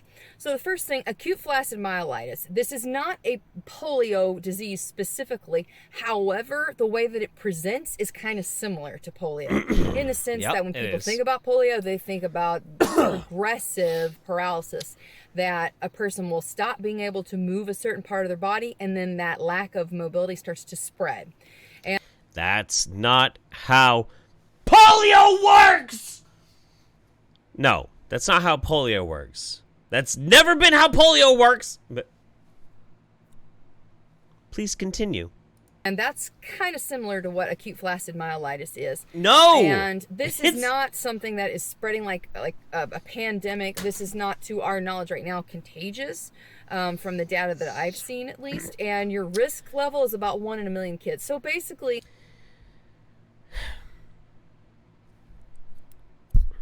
I'm going to get mad. I'm going to try and keep my cool.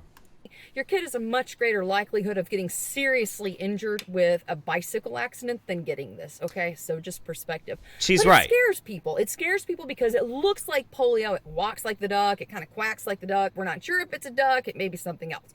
But for a lot of people that are reading this in the news, it's very scary. And there's a tendency, and I've already seen this in the news, to turn around and completely and baselessly blame parents who either delay or choose to selectively or not vaccinate their children for that. And that is absolutely baseless and false. Okay. I'm going to give the most charitable response I can to this. She's right. She's absolutely right. Your polio vaccination for your children is not going to stop your kids from getting AFM. And, in fact, AFM is actually extremely rare. I even say so in the video that I did about it. It's about 1 in a million. It's about the same rate as getting struck by fucking lightning. But that doesn't mean that it doesn't happen. That doesn't mean that it's not something of fucking note. And the thing that's really important is the reason why it's so selectively interesting is it's a reminder of what actually was happening with kids on a much larger scale, and thankfully does not anymore. And why is that? Because of vaccines. You fucking idiot. So primarily here, we should focus on one thing, that acute flaccid myelitis is not the same as paralytic poliomyelitis. Okay, like polio is not the same thing as what's going on here. Sure. And I think it's worth noting also that a lot of these people who are trying to scare the living daylights out of individuals regarding, vaccines, and you must get your children Does she seem panicked to you guys? She seems really panicked. Why is she so panicked? Why are you so upset right now? Why are you freaking out? I'm not freaking out, and I understand exactly what's going on with this.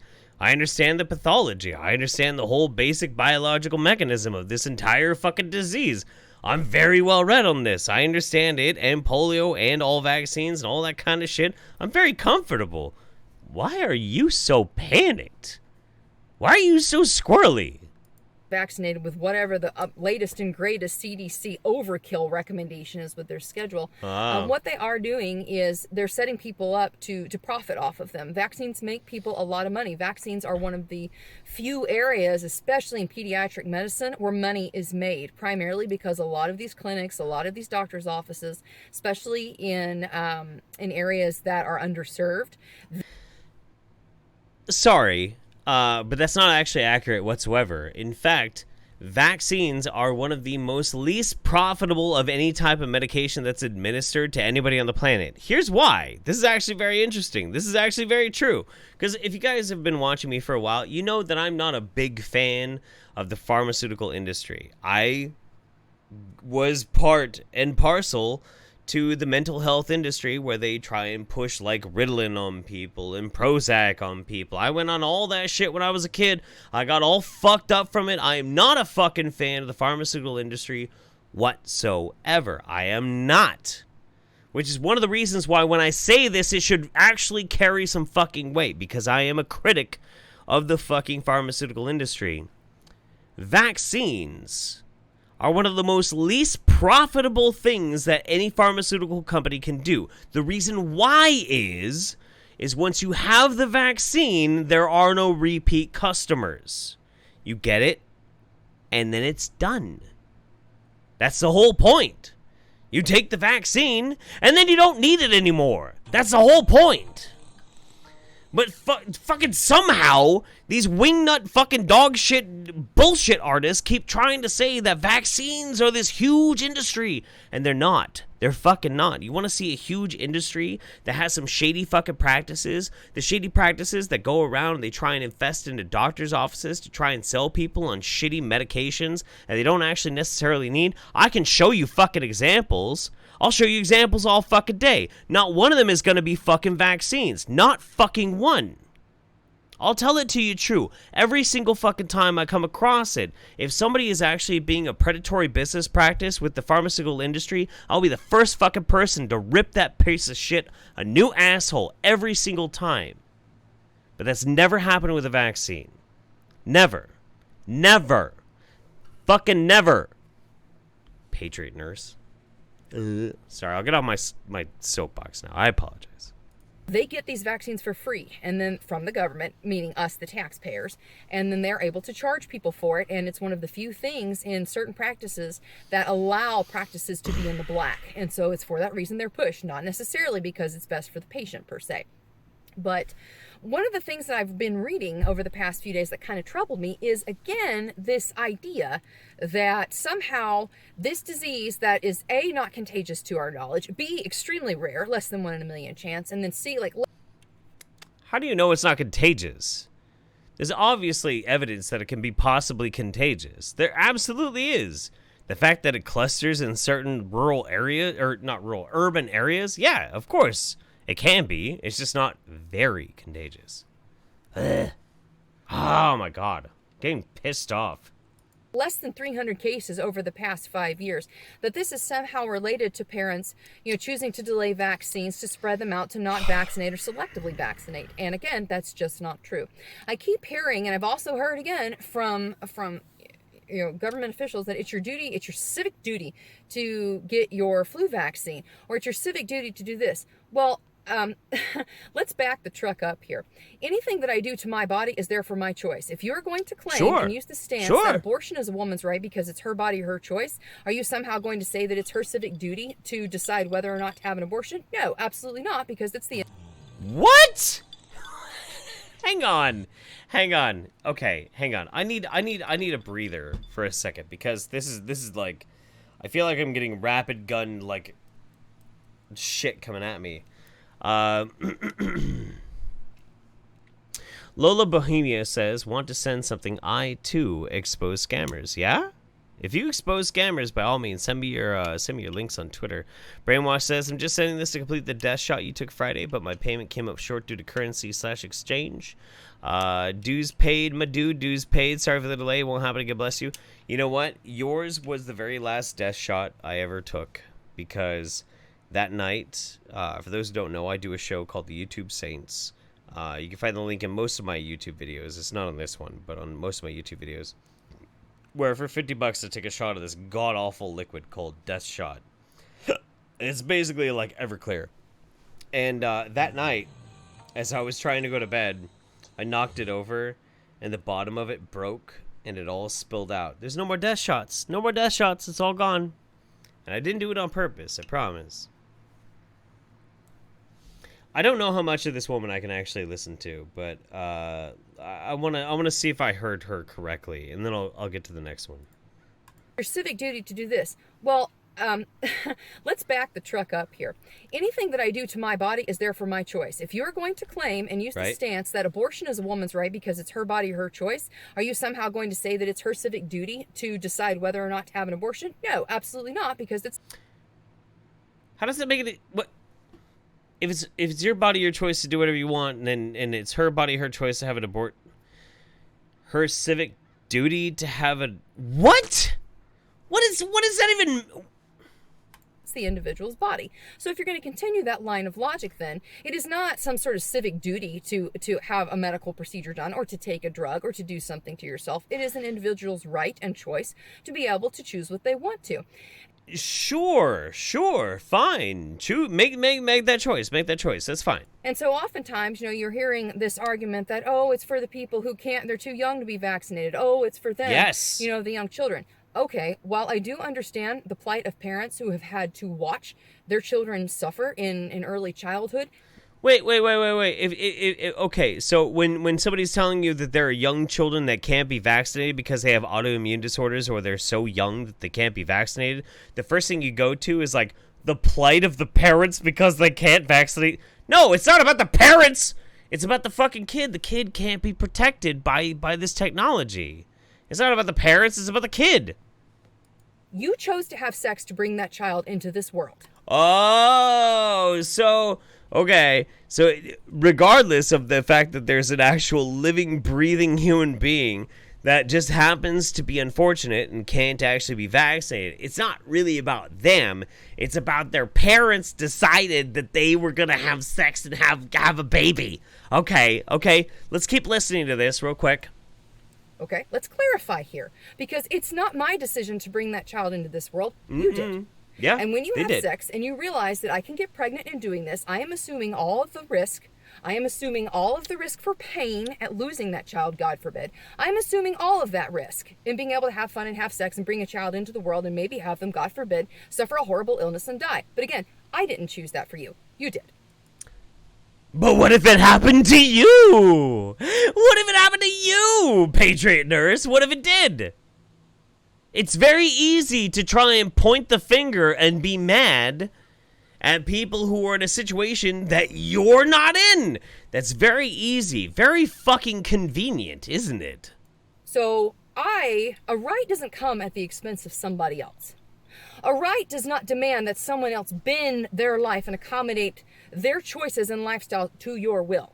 Okay? So it's not a right for your child to have everyone else around them vaccinated. It is my right as an individual, a free individual, to be able to make choices for myself and for my family. Of course you can. Of course you can. And if you decide to be a dull-minded, stupid fucking cow and not actually pay attention to the consensus of actual established biomedical industry and not vaccinate your fucking spawnlings, then they don't have to be in public school. You can go and homeschool them. Why don't you just pay for their public school with your fucking convictions? Why don't you do that? If you know so much better than everyone else, then obviously you can teach them better too. So I hope that you're homeschooling them and you're not actually going to be crying foul because you don't get the easy access to that horrible socialist fucking public education. Right? Yeah?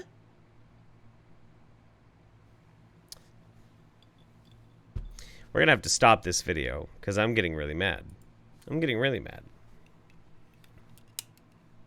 I got a little heated, guys. I apologize. Usually I try and be a little bit more calm.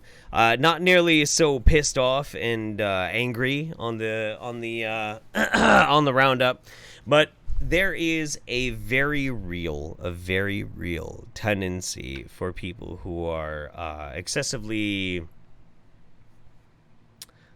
politically minded, like she is, who believe that it is a basic human right that their kids should be able to go to public school. And what this means is that if you believe that your kids, no matter what of your convictions when it comes to biomedical research, that your kids should just go to public school, you are effectively saying that you believe that it is your right that your kids are more important than other children who are unfortunately suffering from, say, a genetic predisposition to possibly being harmed from these types of illnesses. Your kids are more important than those kids. And they're not. And you're an asshole. And you're an inhuman, fucking, pretentious, selfish jerk. And I hate it. And it makes me really, really mad. If you don't want to vaccinate your kids, you know what? Don't vaccinate your kids. Keep them out of fucking public school.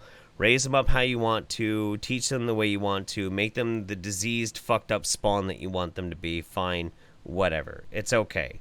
Cool with that. But don't fucking talk about human rights when you literally are dismissing the plight of children who never had a choice in the matter, never had anything but simple innocence, and just got a bad dice roll at character creation, okay?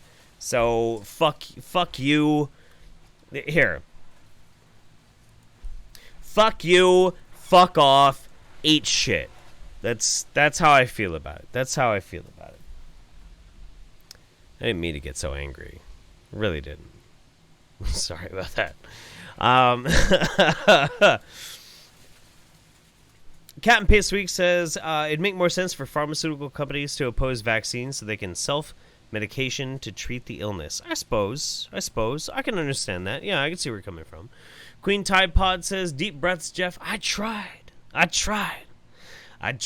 so hard and got really pissed off at the fucking anti-vaxxers. God! But anyway, it's all about the Roundup. It's all about having fun. It's all about having a good time. You know what? So we're going to move on from that. We're not going to be thinking about the Patriot nurse and her politics, because politics have no place on this train. Choo-choo, motherfucker. Let's have some fun. All right, next up. Quick little blast. It's like kind of a... I knew we were going to need like a... We were going to need a palate cleanser after that shit.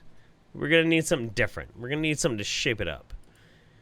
We got here from DMA XUK, Drinking Your Own Urine, My Strange Addiction. This might actually be from a television show. I'm not really sure. But you know me. It has anybody drinking their wee-wee, and I'm like, I'm going to make fun of it. Let's go! My name is Carrie. I'm 53 years old. I'm from Colorado. Oh, is that really quiet? That's really quiet. Let's turn this up. I want you guys to share with me the story of Carrie.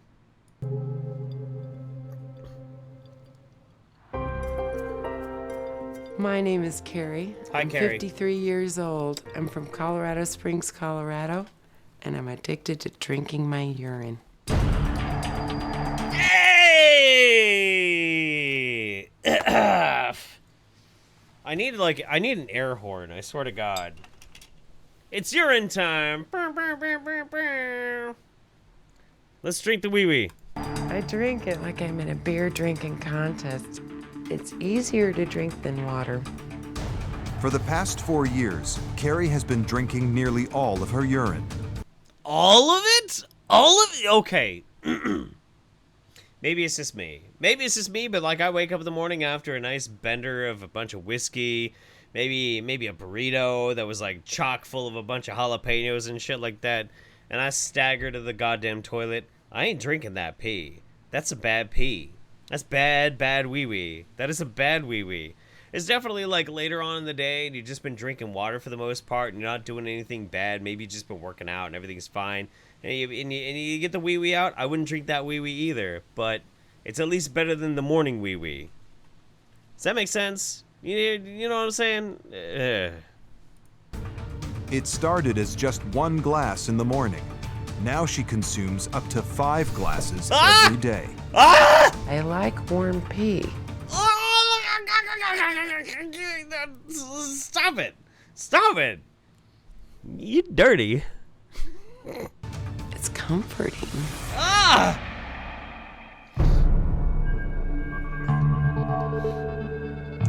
Carrie drinks about 2.3 liters of urine every day. That's more than 3,406 liters since her addiction began. Wonderful. First time I drank my urine, I didn't throw up. Good. It wasn't horrible. So I thought, you know what? I can do this. My urine does smell, depending on what I eat. Today it tastes a lot different than it did 4 years ago. Sometimes it's salty. Sometimes tastes like plum champagne. Sometimes it's salty, sometimes it drinks like champagne. I really like champagne, and I'm gonna have to put that to the test if I'm gonna be able to ever drink champagne again after this. At least we're all suffering together, you know what I'm saying? You know what I'm saying? We're all in this together.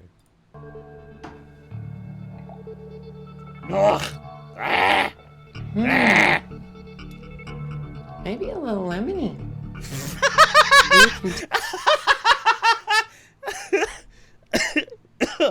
Taste different things going through your body. There's certain things I don't like to eat anymore because they don't taste good. Recycled. I love, love, love asparagus. I won't eat it anymore. I Makes bet. the urine taste, really bad.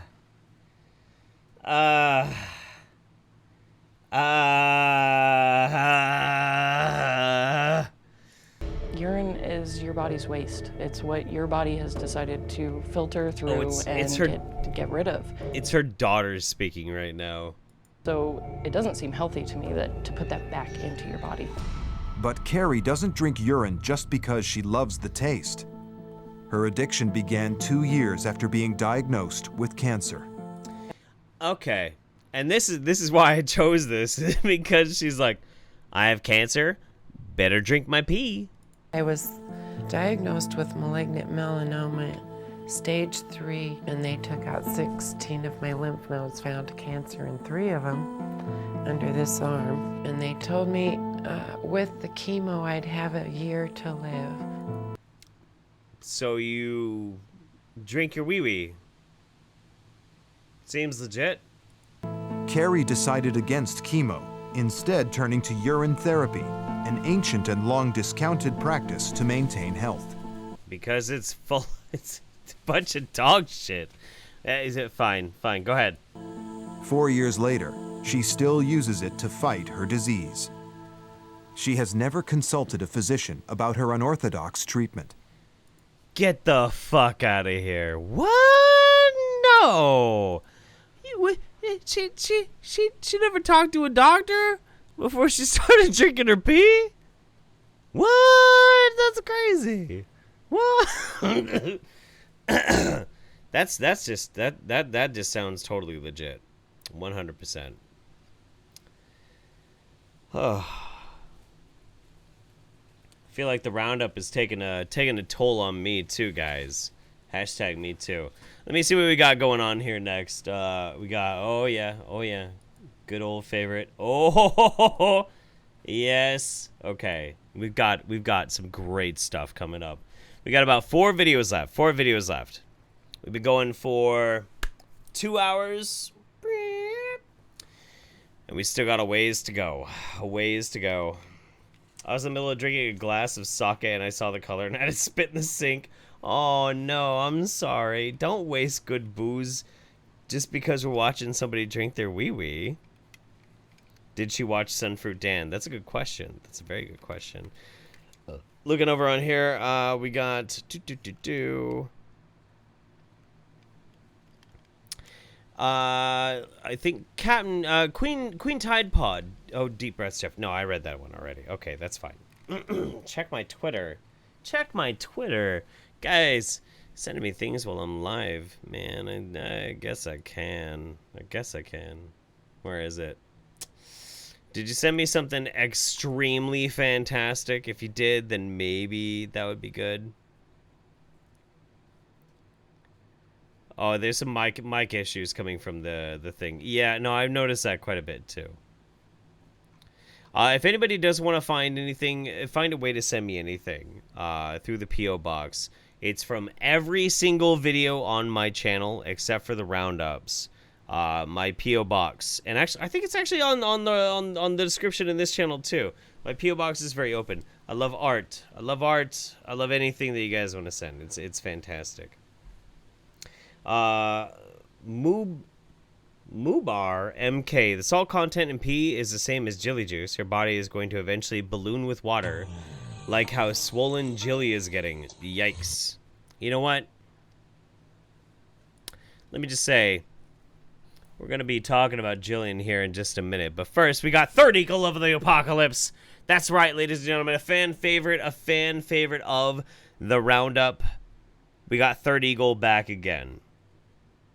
Let's enjoy what this wise sage of the apocalypse has to say. Welcome to Revelation Unraveled.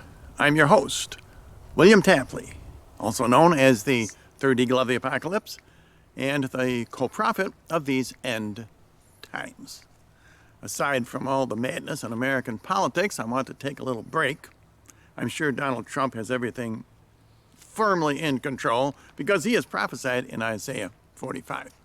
And I want to switch my attention to the Youth Synod taking place in Rome, and I believe it will conclude this weekend. And I'm sure the Pope will say a concluding Mass. Okay. I imagine he probably will as well. I previewed this video. It gets good. And what I am afraid is that we will find a lot of hidden sexual symbolism. Oh. Now, Michael Voris did a program this morning saying that he believes they will drop the term LGBT from their final document. Well, I certainly hope so. But that doesn't mean that the Pope won't wear a cross at Mass, a rainbow cross. I don't know if you saw pictures of that or not, but it really is disgusting. The Pope wore a rainbow cross at Mass, and he found that very disgusting. Well, what didn't God create rainbows? Fuck it. Pope should not be promoting the rainbow flag agenda, but look at him at Mass this weekend and see if he does. Now, I want to show you what a true cross is like. And I'm showing you this because it shows that a cross does not have to be plain. You see, a cross can be printed out on a piece of printer paper. And it can be holy and proper and gilded. It can be glorified. It can be made in gold. It can be beveled. It can be decorated even. But it must retain its essential character of being straight and hard-edged. Yeah, God is straight. He ain't no curvy like some queer. All right, it's true. God ain't down with them queers. Some people say a cross is a phallic symbol. That's completely false. This is the opposite of a phallic symbol. It crosses out a phallic symbol. Let me tell you something. I think God is just as gay as anybody who's ever been to college. I mean, if he made rainbows and he made peacocks and what's another gay animal? What's another gay animal? An armored dildo, yeah, armored dildo. That's a pretty gay animal. Maybe he's gonna come hang out with you guys for a second while I go take a pee again because I've been drinking whiskey, and my teeth are floating. Yeah, what's another gay animal? You are not saying that on my stream. No. Wow. An what? An LGBT? Under my umbrella. Ella. There. Jesus Christ. It's okay, guys. I have the big gay. I'm allowed to say it.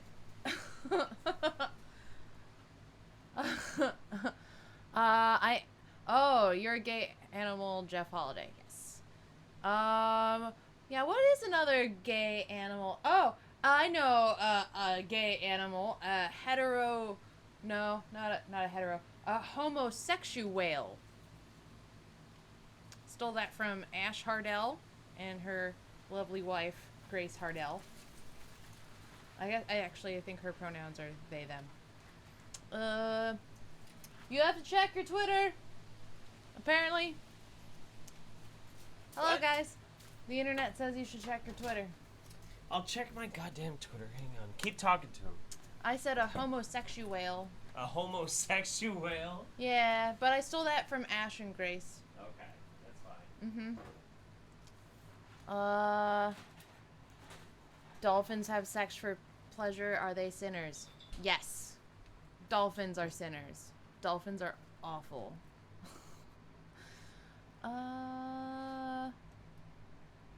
Let's see. Penguins? Penguins aren't gay. They have just adorable tuxedos.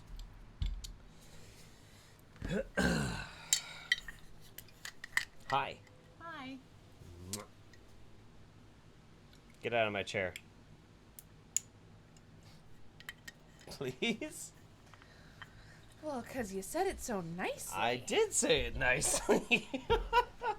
I love you. I love you. Oh, gosh. Gross! Gross! I love you. You want to know some good news? What's good news? I am not pregnant. Hey, that's great. You're not pregnant? I'm not pregnant. pregnant. Awesome. Let's risk it again next month. Or this month. No? No more risky business. No more risky business? Might be a little bit of an overshare, especially with, well, I mean, like, you know, what do we got going on right here tonight? We got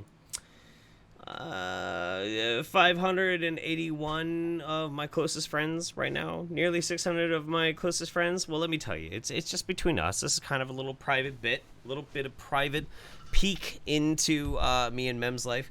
We did have a little bit of risky business one night. Where your boy Jeff was a little slow on the draw. But she's not pregnant. Mazel tov. Raise the roof. We're good. It's totally fine. We're good. We're totally good. Everything's fine. My wife is awesome as fuck, dude. She's great.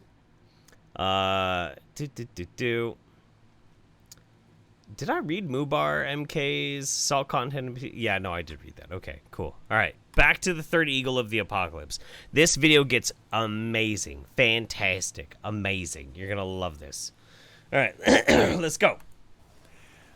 Pagan cultures always devolve into worshiping the phallic and worshiping sexual images. And that I worship the phallic all the time. Is what we see coming out of the Catholic Church. A great deal these days. And now here's an example of the Pope carrying a perverted cross. And this is...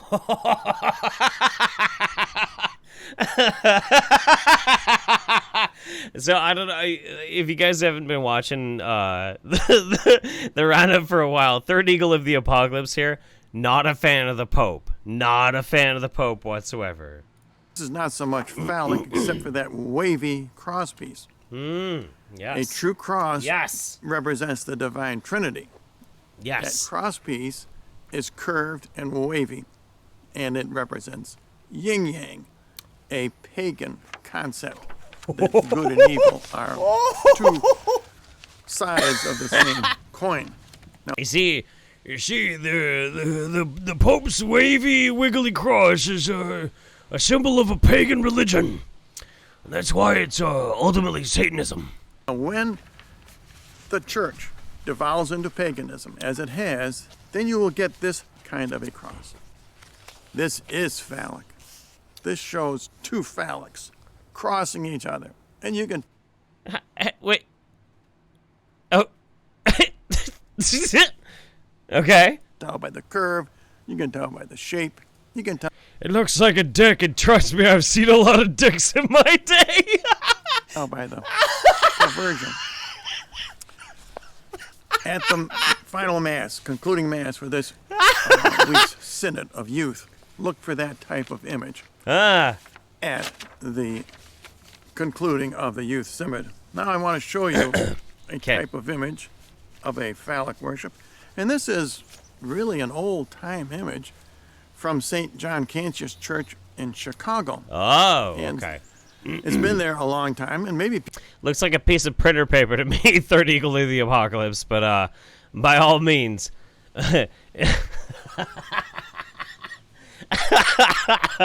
Woke me on it, Daddy. People have never noticed this before. But see what you think.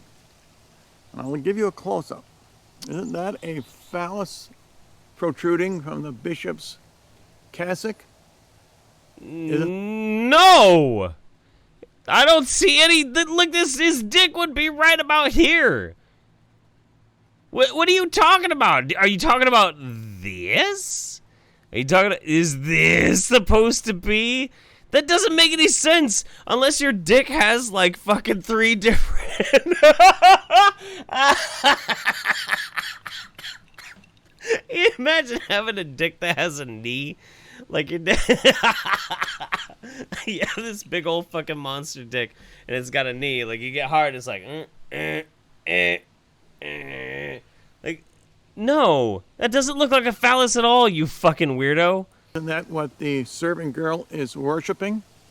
Now, I know some of you will say I'm stretching, but I'm not.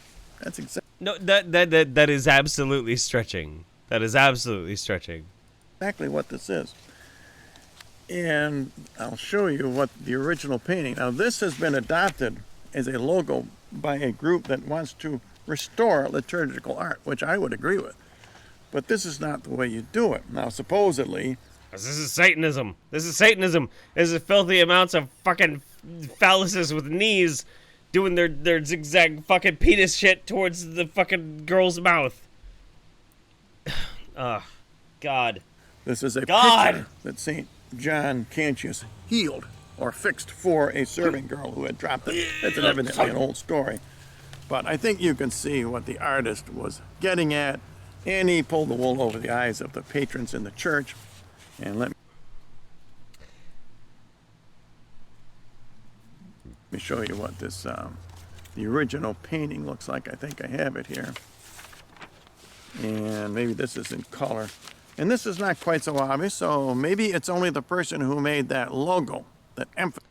Okay, nobody has a dick like that. Nobody does. Nobody has a penis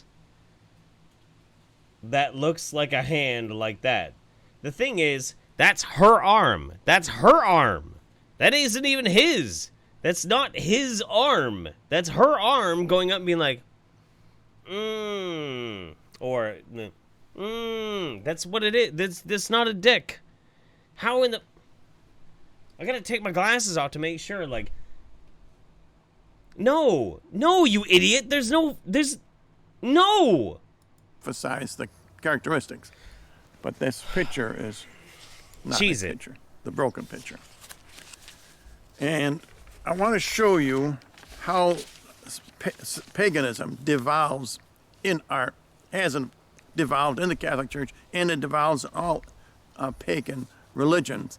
And that is, it worships a twisted trinity.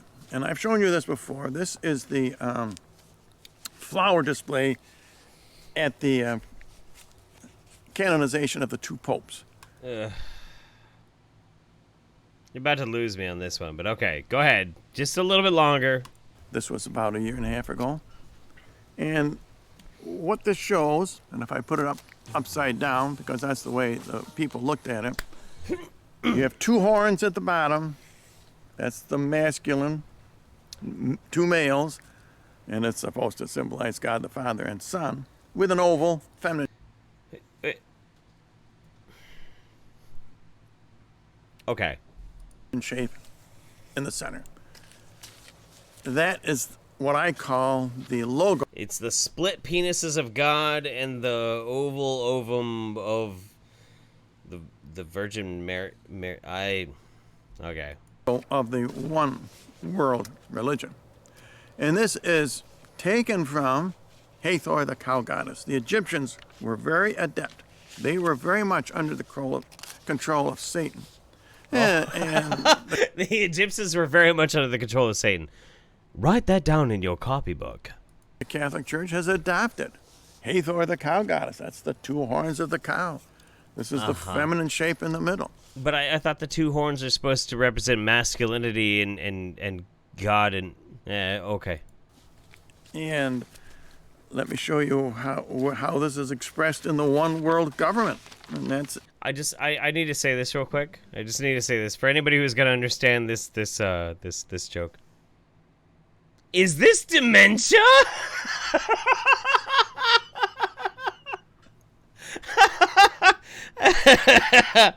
That's not funny. That's not funny at all. Nope. That is not funny. That is not funny. Is this dementia?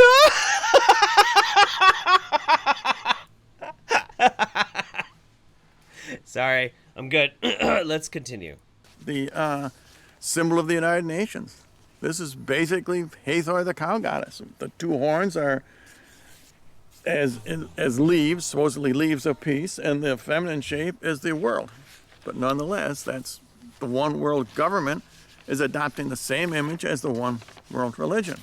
But what does it mean? Third eagle of the apocalypse. Like what it would. Now I want to show you a crozier that Pope Francis use, and this was just recently. And what he is carrying here is called a witch's stang.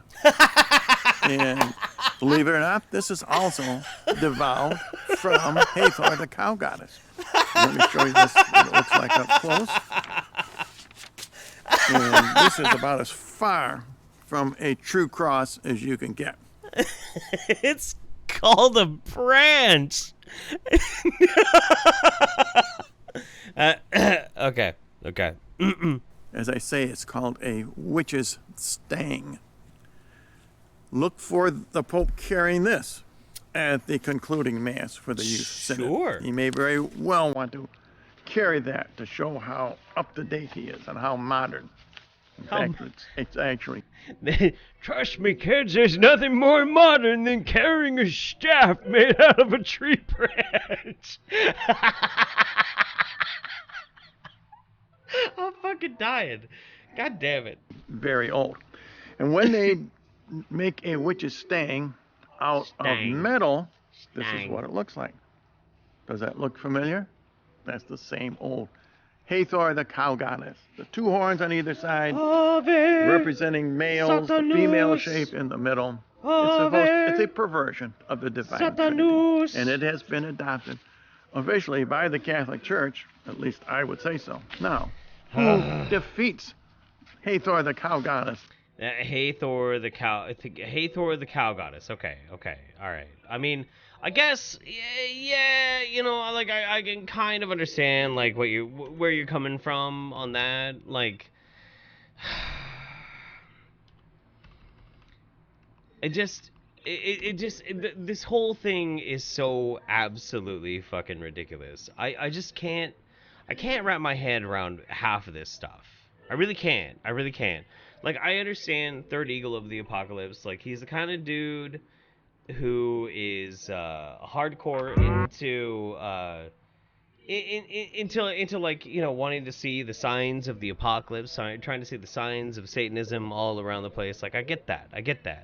But like, how is it that he's focusing on like how the Pope's branch, his branch staff, is like the symbol of Satanism, and Hathor, the cow goddess, when like obviously we have good examples of that, like like this. Got steak ho, got cheese, great. That's right. That's right. Steak on the net order.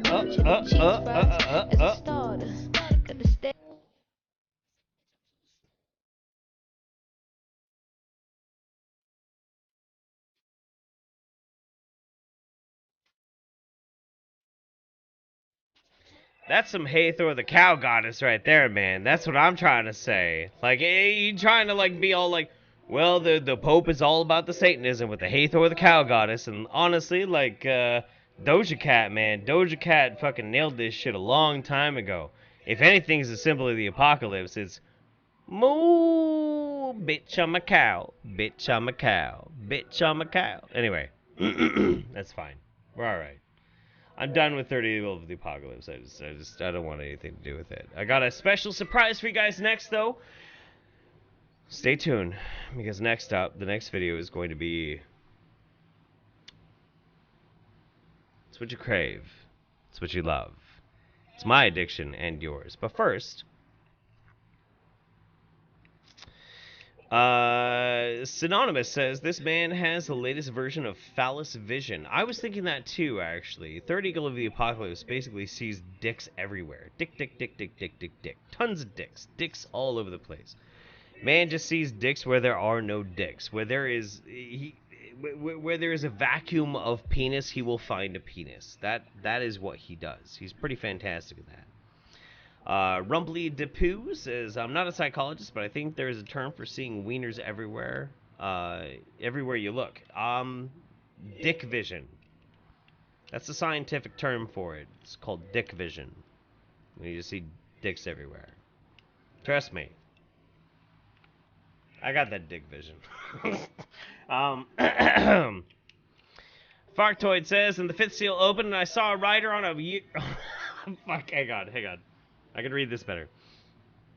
And the fifth seal opened, and I saw a rider on a rainbow unicorn bearing mimosas, who opened one of his 7 mouths that belted out a really good rendition of Let It Go, Let It Go. Brainwash says this is the best rendition of Joseph Merrick's pee-pee ever printed on an Epson desk jet to prove a not that great of a point. True. True. Absolutely. How you guys feeling? You guys feeling pretty good out in there in the chat? We got 2.5 hours down now. We got about a half an hour left. I'm just gonna go a little bit long tonight. It's not gonna be 2. It's gonna be 3. But if you guys are feeling good, let's see some ones in the chat. Let's see this vibe going, this feeling going. Still pumped up, still ready. My one live stream a month that I do on this channel. I don't do any more. I don't try and pump this out. Like one live stream, just one live stream for the craziest things I find every single month. This is my night. This is my time. You and me together, we're on this journey right now. And I feel it and I love it. And I'm happy to be here. I hope you are too. Oh God. Some people already know what we're doing next. Oh yeah. Oh yeah. Some people in the chat, they're already pumped. They're already pumped. Like, dude, we know what's next. We know what video is coming next. What are we talking about next? What are we talking about next? What's going to be next up on the chopping block of the Wingnut Roundup? What are we talking about? What are we talking about? We're going to be talking about the... Oh, no. Oh, no. Oh, who could it be? Who are we going to watch tonight? Who's our special guest? Well, guys, it's my girlfriend. It's my girlfriend. Probably the woman who is the second most important woman in my life. The first, obviously, being my wonderful partner, my wonderful wife, the mother of my child, the person I love so much, Memory Holiday. But second only underneath her has got to be my main lady, my muse, my inspiration in life, whom I love so much. The one and the only Jillian Epperly, coming to tell us all about how chemtrails will not hurt you. Let's hear what she has to say. The juice is loose, everybody. The juice is loose. Hey, everybody. So real quick, just so we have a really quick lesson on adaptation. All living things adapt to their surroundings. All living things. True. Okay? True. So you may have an initial upset of homeostasis, right? When you got your vaccines, you got an upset of your homeostasis. You may be a little bit mutated. You may have contracted some... Let me tell you something. Every time I watch one of your videos, darling, I feel a little bit mutated. A little bit. kind of autoimmune disorder, but you are still alive.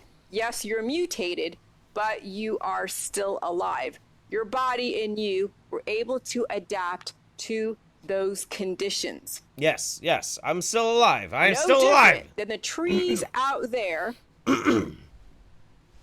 in the world that you are assuming that are completely dying because... What? Guys, I'm a tree. Guys, I'm a tree. because of the alleged chemtrails that are water vapor laced with elements.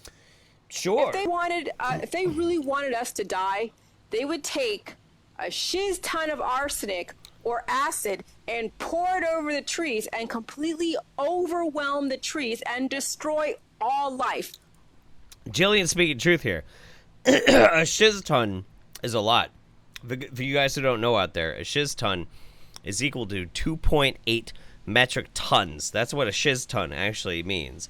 And they would spread all of it all around. Like, I'm with you. I'm with you, Jillian. I am with you. I'm with you. All right, tell me all about it. Like a gas chamber. Like a human in a gas chamber. Right, right. If they truly wanted to kill you. But no. Like a human gas chamber. That's right. They're just kicking up the elements with these chemtrails in the sky, which is basically water vapor. And it may have, elements that are laced in there, heavy elements, heavy metals. maybe exotic spores, no different than people who, shed from vaccines. But guess what? So chemtrails are chemtrails are shedding exotic spores, much like people who have gotten vaccines. You get your flu shot, and you just are sprouting off these spores of infection coming off you, much like how the chemtrails rain the vaccine spores down upon you. Okay. What? The trees and you are all adapting. Yes, you're mutated. Yes, it's going to shorten your lifespan. And right now, what's going on with the trees is when they start dying because of the death process, guess what? They drop seeds and then new trees grow. Oh, and guess what with humans? When they start on their death trajectory, guess what? They drop eggs, and then guess what? There's a male somewhere within a 2-foot vicinity that's willing to put their penis in there and fertilize it, and then guess what? You have a kid. You're gonna. So you see, ladies, when you're entering into your death process, within 2 feet of you is an acceptable phallus. Jillian's advice to you is to take that phallus and to put it inside your hoo-ha so you can fertilize the egg, in which case you can propagate your genes even though you're in the throes of the death process, the bowl with the gob, the pudding cups, the bowl. So going to carry that species forward. There is no genocide going on. There's just more control measures for you to go to your pills, powders, and supplements and detox, and then say, oh yeah, I'm vitamin D deficient. I got to go now take my hormone replacement therapy and mutate my body even more so I can procreate even more and then die an early death, and everybody, and then the government gets your Social Security because your husband or your boyfriend died. Right along with you. So the government gets all the money that you would have used if you were to retire and lived a very long time in the system. So I don't want to buy, they're killing the forests. They're killing, all this stuff. No, they're upsetting homeostasis. Just like in the beginning of how our country was born, there was chaos. I just want to take a moment. I have a lot to say about all the crazy shit that she's saying, but every now and then, here's the thing. For you guys out there, you're passive viewers, you watch my videos and maybe you watch some Jillian videos and that sort of thing, and you understand the interaction, but you have to understand between me and Jillian, and I don't know how she feels because I haven't talked to her about it. I'd be interested to talk to her about it. But there's a certain type of connection that I feel with Jillian. I really do. And because of that, every now and then I just have to stop her videos and just appreciate what an amazing creature she is. She's just such a fantastic, incredibly wrong human being, and I love her for how incredibly bad and wrong she is, and I just like to admire her sometimes. I just do, yeah,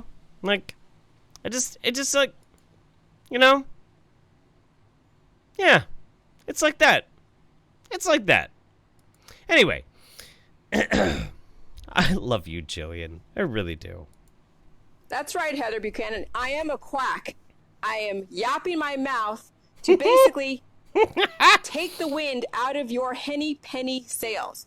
I am saying, hey, stop focusing on what is not important. Focus on what is important. Yeah. I am basically Sure. challenging your programming.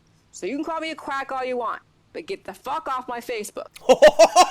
Anyways, so oh shit! All of these chemtrails, all these things is not harming anything.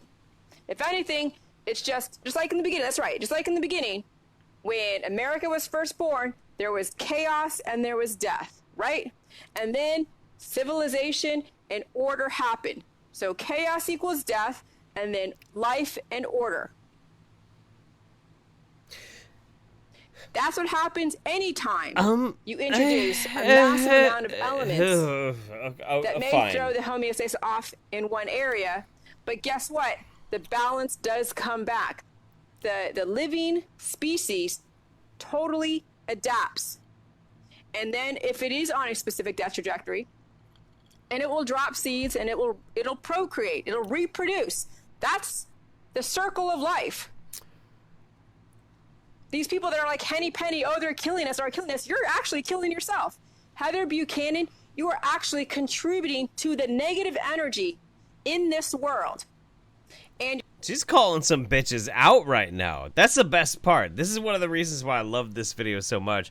Is like she in the middle of like trying to proselytize about how chemtrails will not hurt you, she has to stop everything. She's like, Heather Buchanan, you bitch on Facebook, you bitch who are saying wrong things, and I think that you're wrong, you bitch. I'm gonna call you out in the middle of my live stream, you bitch. It's beautiful. Proceed. Your comment speaks volumes to how chaotic your internal universe is. And the fact that you can't even embrace new information and you still want to stay stuck in your truther programming speaks volumes to why the eugenic system actually may be something that we need, because there are people in this world that are so negative, we don't want them in our midst because they're so parasitic. So you can choose life or death, honey. And you can say, oh, well, I'm choosing, you know, what? So what are you gonna do? You're gonna take all the planes out of the skies and then prove to everybody that there's something in there that's causing all this death? Or are you gonna look at and see, what the hell are you doing? What are you eating? Yeah, Heather, what are you doing? What are you eating? Heather, who's in here trying to like troll me in my comments, you bitch, Heather. Get the fuck out of here, Heather. Supplements are you taking? What vaccines are you taking? What cars are you driving? What, Heather? clothing are you buying? Yeah, Heather. You think that your life is so pristine that you do nothing to contribute to the degradation or said degradation to our society? No, the hypocrisy is overwhelming. You think you're such hot shit, Heather? What the fuck? I am someone that will continue to speak. That's right, Heather. Fuck off. I don't mind being a duck. I would rather be a duck than be a freaking chicken with my head cut off. What? What did you... At least ducks or quacks at least have a stance. They have a passion and they're willing to put things in perspective using logic, not emotion and not fear tactics. You see, ducks are the most logical of waterfowl, whereupon chickens are the conformists of the fowl category.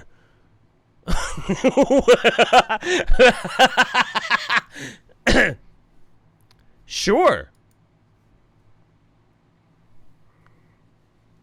So yes, I'm challenging some of the chemtrails community who are so... Ooh. Who are so, I would say, addicted. Who are so addicted wow. to the end of the world scenarios. They actually want the world to end because it would make them, it would basically, vindicate them. They are praying for the world to end. They are praying for some kind of chaos to happen where there is death and destruction so they can say, see, I told you so. You guys didn't listen to me. Oh, That's yeah. what these end of the world type of people are. They want death and destruction because they don't want to, do anything to contribute opposite of that and say, hey, maybe we shouldn't be so quick to make these assumptions. No. Jillian gets a little preachy at the end of her videos, but it's almost done. It's almost done. We'll let her finish out because she's my girlfriend, It's fine. They are praying for the fall of society because it would vindicate them. We don't want those types in our midst. Those are actually contributing to the parasitic qualities of our society. They don't belong in my world. And hopefully she took herself off my Facebook. She doesn't belong in my world. I'm gonna block that bitch. So anyways,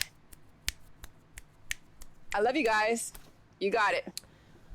I love you too. Bye-bye. Yes, they are, Alexis. Yes, they are full of I love you. I love you Bye-bye. too. I love you too, Jillian. I love you so much. The Untold Truth of Bob Ross? No, we're not watching that. Fuck off. Go away. Stop it. Hey. We're nearing the end, guys. We're nearing the end. We only have a couple more left. Let me see what we have up next in the... Yeah, we got that. And yeah, I guess we got that. I don't know. Well, we'll see how we're feeling. Be going for 2 hours and 45 minutes.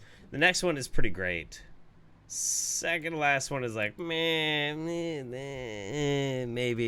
I don't know. We'll see. All right. Oh God, I guess there's a lot of these that I haven't actually read. Okay, Azure Phoenix, where can we send Wingnut Roundup suggestions? Just send them to me, like, either you can send them to me through Twitter or Facebook, my Facebook page, Jeff Holiday the page, and I will pull them off. I will find them, absolutely, one way or the other. If you're friends with me, or if you are on the YouTube Saints Discord, you can also DM me and send me suggestions for the Roundup. But it's only once a month. Mikanye Gehernberg says, grab your gallons. Absolutely. Grab your gallons of the Dilly Juice. Middle Dooley says, first pee girl, now poo girl. Mr. Holiday, you were spoiling us tonight. Let me tell you something. I take care of you. I know what you need. Daddy knows what you need. Ew, gross. David Commerce says, some ordinary gamers just found her site on the dark web. Well, it is what it is. Tuki Wolfpaint says, I'm on HRT and it hasn't mutated my body beyond fixing my testosterone deficiency. Woo. Deficiency. So, well, hey, you know what? Honestly, props to you on your journey, and I hope that your journey is going to fulfill you in the ways that you were feeling not fulfilled before. So, like, props to you. My heart goes out to you. I hope everything works out really super well for you, and I'll be rooting for you all along the way. Yeah? Lola Bohemia says, no why Jilly seems like a cult. She follows Werner Erhard, creator of the Landmark Forum OST, a huge cult seminar movement. She mirrors him exactly. I've heard that before quite a bit. Lola, if you have like a really good resource to get me introduced into Werner Erhard, send it to me on Twitter or Discord or Facebook, because I've been kind of curious about that for a while. I've been looking into that. Gigi Godere, I don't know how I feel about Jilly saying she wanna be me.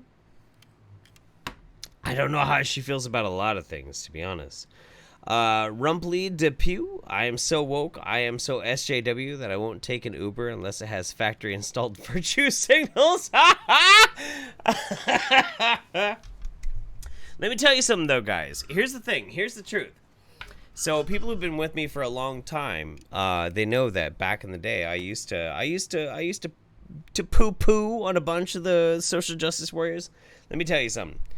Over the past 2 years, there are far more right-wing SJWs than there ever have been left-wing SJWs.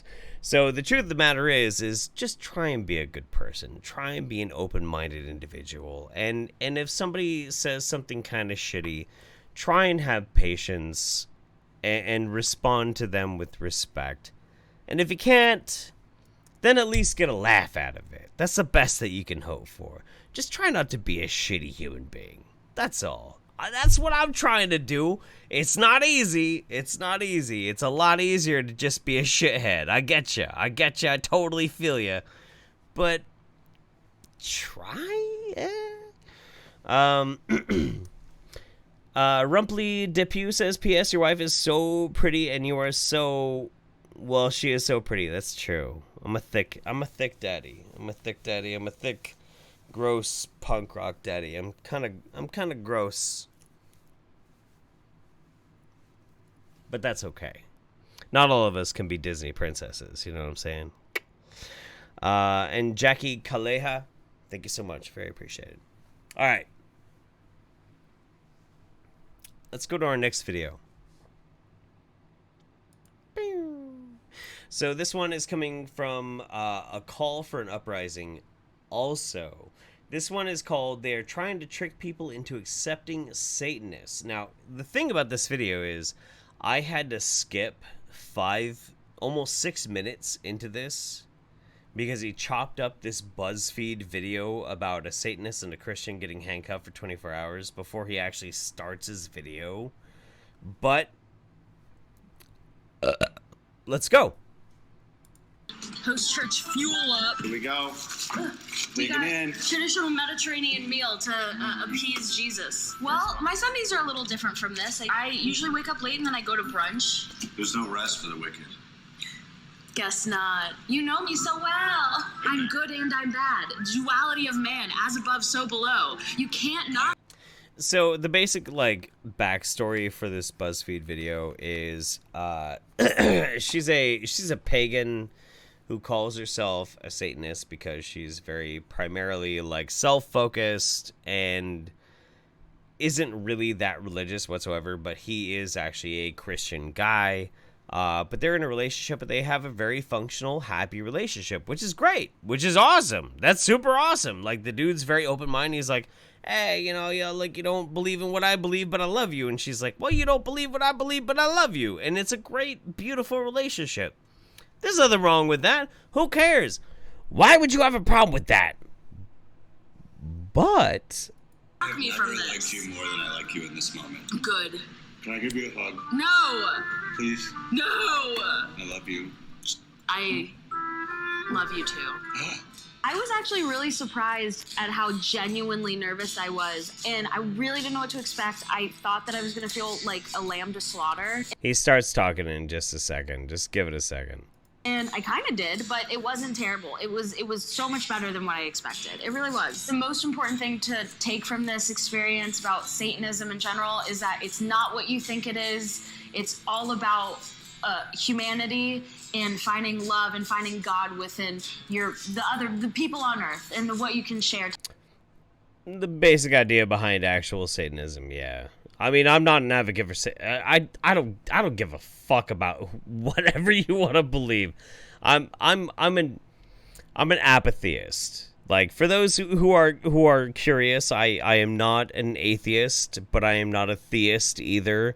I'm an apatheist. If you ask me, like, hey Jeff, do you believe in God? My answer is going to be, I don't care. Well, but what about morality? Yeah, I don't care. Well, but what do you think about your eternal soul? I don't fucking care. I don't care. I don't care. I don't care. I don't care. I'm an apatheist. I don't give a fuck. I don't give a fuck. So like the Satanism thing and the Christianity thing, I don't care. Believe whatever you want to believe. Who gives a fuck?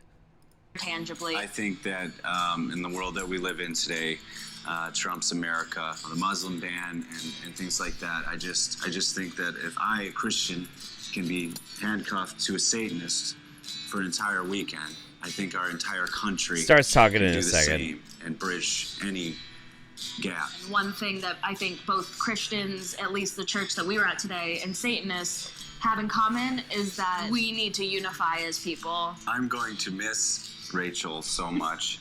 I am not going to miss this. I love you. Last time I was handcuffed to somebody was at Burning Man, and we took way too many drugs, and we were handcuffed together. And let me tell you something. When you're handcuffed to another human being and you have to go use a porta potty, that is a terrible situation. A terrible, terrible, terrible situation. And I don't wish that on any of you. Moving on.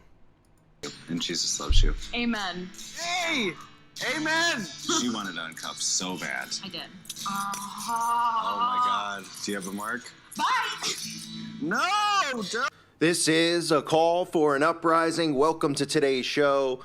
Just more mockery.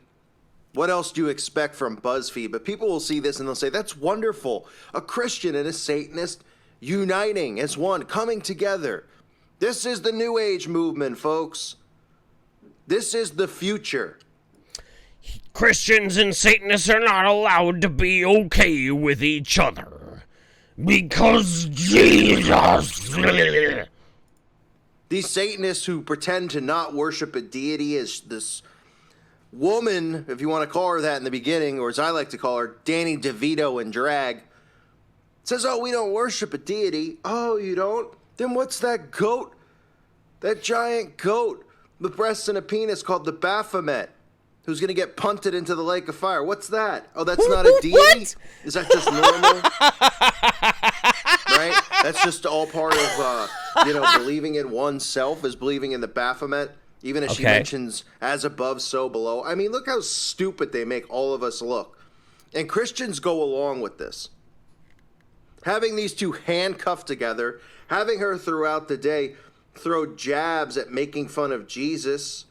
And this guy's like, hey, no big deal, Yeah, I'd like to see Danny DeVito over here tell me that. Crack jokes to me.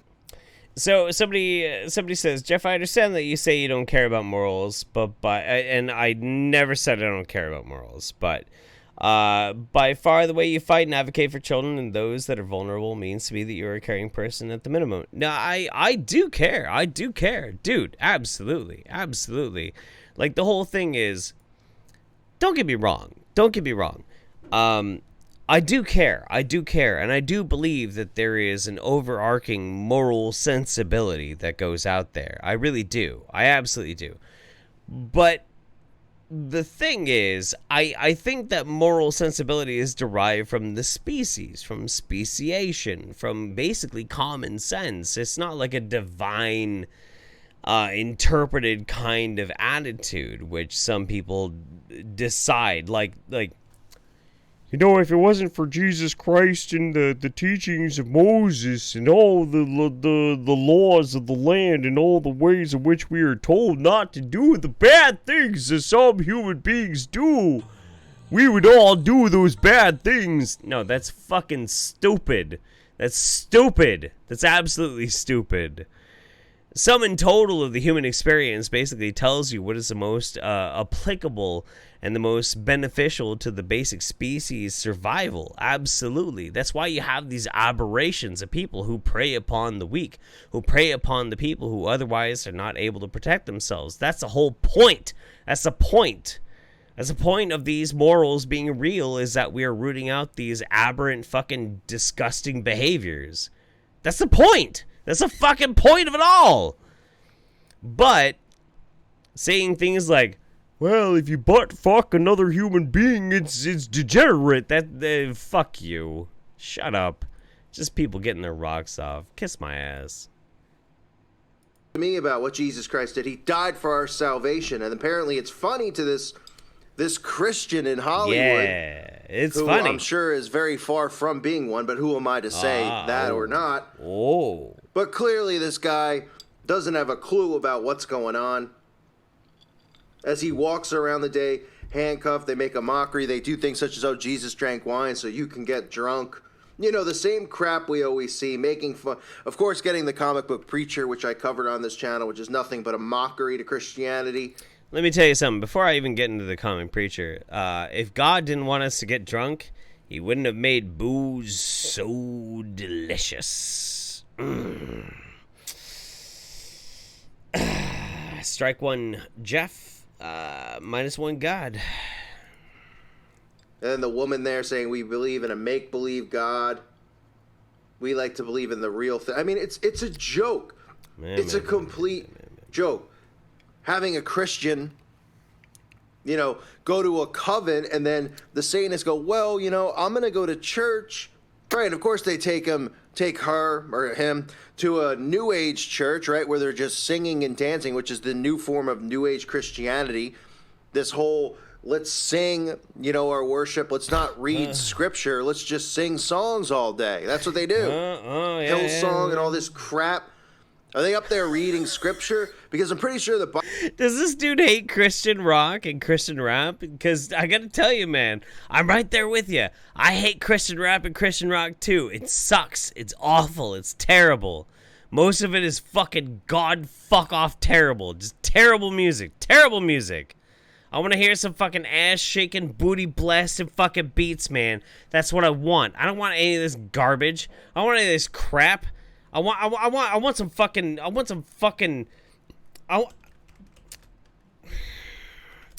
I want something that is gonna make my body fucking shake, man. I'm not doing anything. Don't mind me. That's what I want. I don't want anything fucking stupid. I'm tired of this shit. Bible doesn't say, hey, here's scripture, but why don't you sing songs about love and chasing your dreams, because that has nothing to do with anything important. I don't see in the Bible where it talks about dream chasing. But instead he does tarot cards, which, you know, just look at these losers playing with tarot cards like they're 3 years old. The only good thing you get on a tarot card is using it as floss and then flinging it like a frisbee into the trash can. But no, he's okay with that, you know, hey, let's have fun, we'll sleep in the same bed, and, you know, just make more jokes about church and going, you know, they have a... All right, you old fuck, you old salty, dusty fuck. I'm tired of it. I'm tired of it. I'm tired of this goddamn shit. I'm tired of it. I'm tired of all these weird-ass, old, decrepit motherfuckers trying to say, like, well, this is what Jesus meant, and this is what God meant, and this is what they... And they all, like, play into these weird fucking fallacies, right? These weird fallacies were like... God wants you to enact yourselves in this. Well, if God was such a perfect designer, if God was a perfect designer where, like, the earth is not actually billions of years old, and instead God designed everything, it was only 1,000 fucking years old or so, he designed everything on the planet. He had everything in the forthright to actually design things into the future, which means... God designed things like trap music. He designed things like apple-bottom jeans, boots with the fur, and the whole crowd was looking at her. God designed all this kind of shit. Why in all of your infinite fucking ignorance do you have to find every little nitpicking thing that you just find, well, I just don't understand that, so you find a way that you think God doesn't accept it? Why? Why is it that, why can't you accept that maybe the idea that God likes ass shaking? Maybe God likes body positivity. Maybe God likes it when he starts shaking her ass. Maybe God's into that kind of shit. Like, I don't know, man. Maybe God likes it. Maybe God likes it when we fucking start bouncing our asses, man. Maybe God likes this shit. Like, what?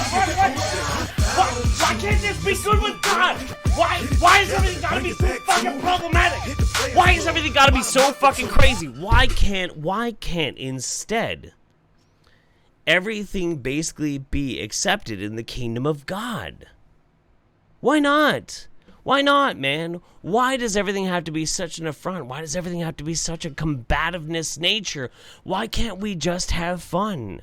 Why is it that suddenly we just can't actually enjoy ourselves? This seems stupid. It's so silly. It's so out of control. Fuck, guys, I don't get it. I don't understand. Nothing about this makes any sense to me at all as a rational human being. Everything just seems so completely, exactly strange and bizarre to me. Is it outside of the realm of possibility that if you believe in God and you are a person of faith, that God has enough trust in his own creation that even the most depraved and silly little exploits of his bizarre little creation is still somehow according to plan? Or does everything have to be a Luciferian agenda? I don't know. Maybe we'll never know. Unless God comes down and hosts a PR conference and he stands in front of a podium. But more likely, if God actually showed up at one point and he's like, I am the living God, I am the holy host, we probably think he was a crazy person and lock him up. So, I don't know. It's kind of a trip. Guys, I don't even know what the answer is to it. I don't know what the answer is. You like this stick, Daddy? I hope you do. Jackie Kaleha, thank you very much for your generosity. Appreciate you. We got Kendas Jankowski. Thank you, what you do, Jeff. I've been extremely sick and need the laughs this time. Give me much love.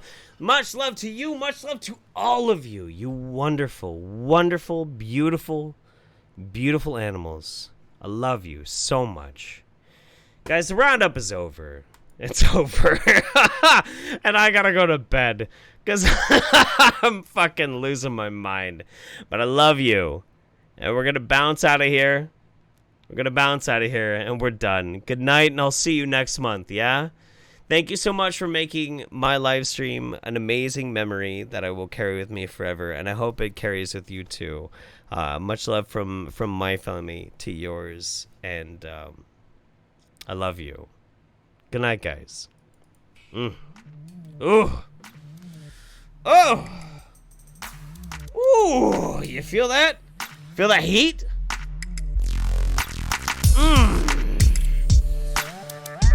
Good night, everybody. Good night, good night. I love you.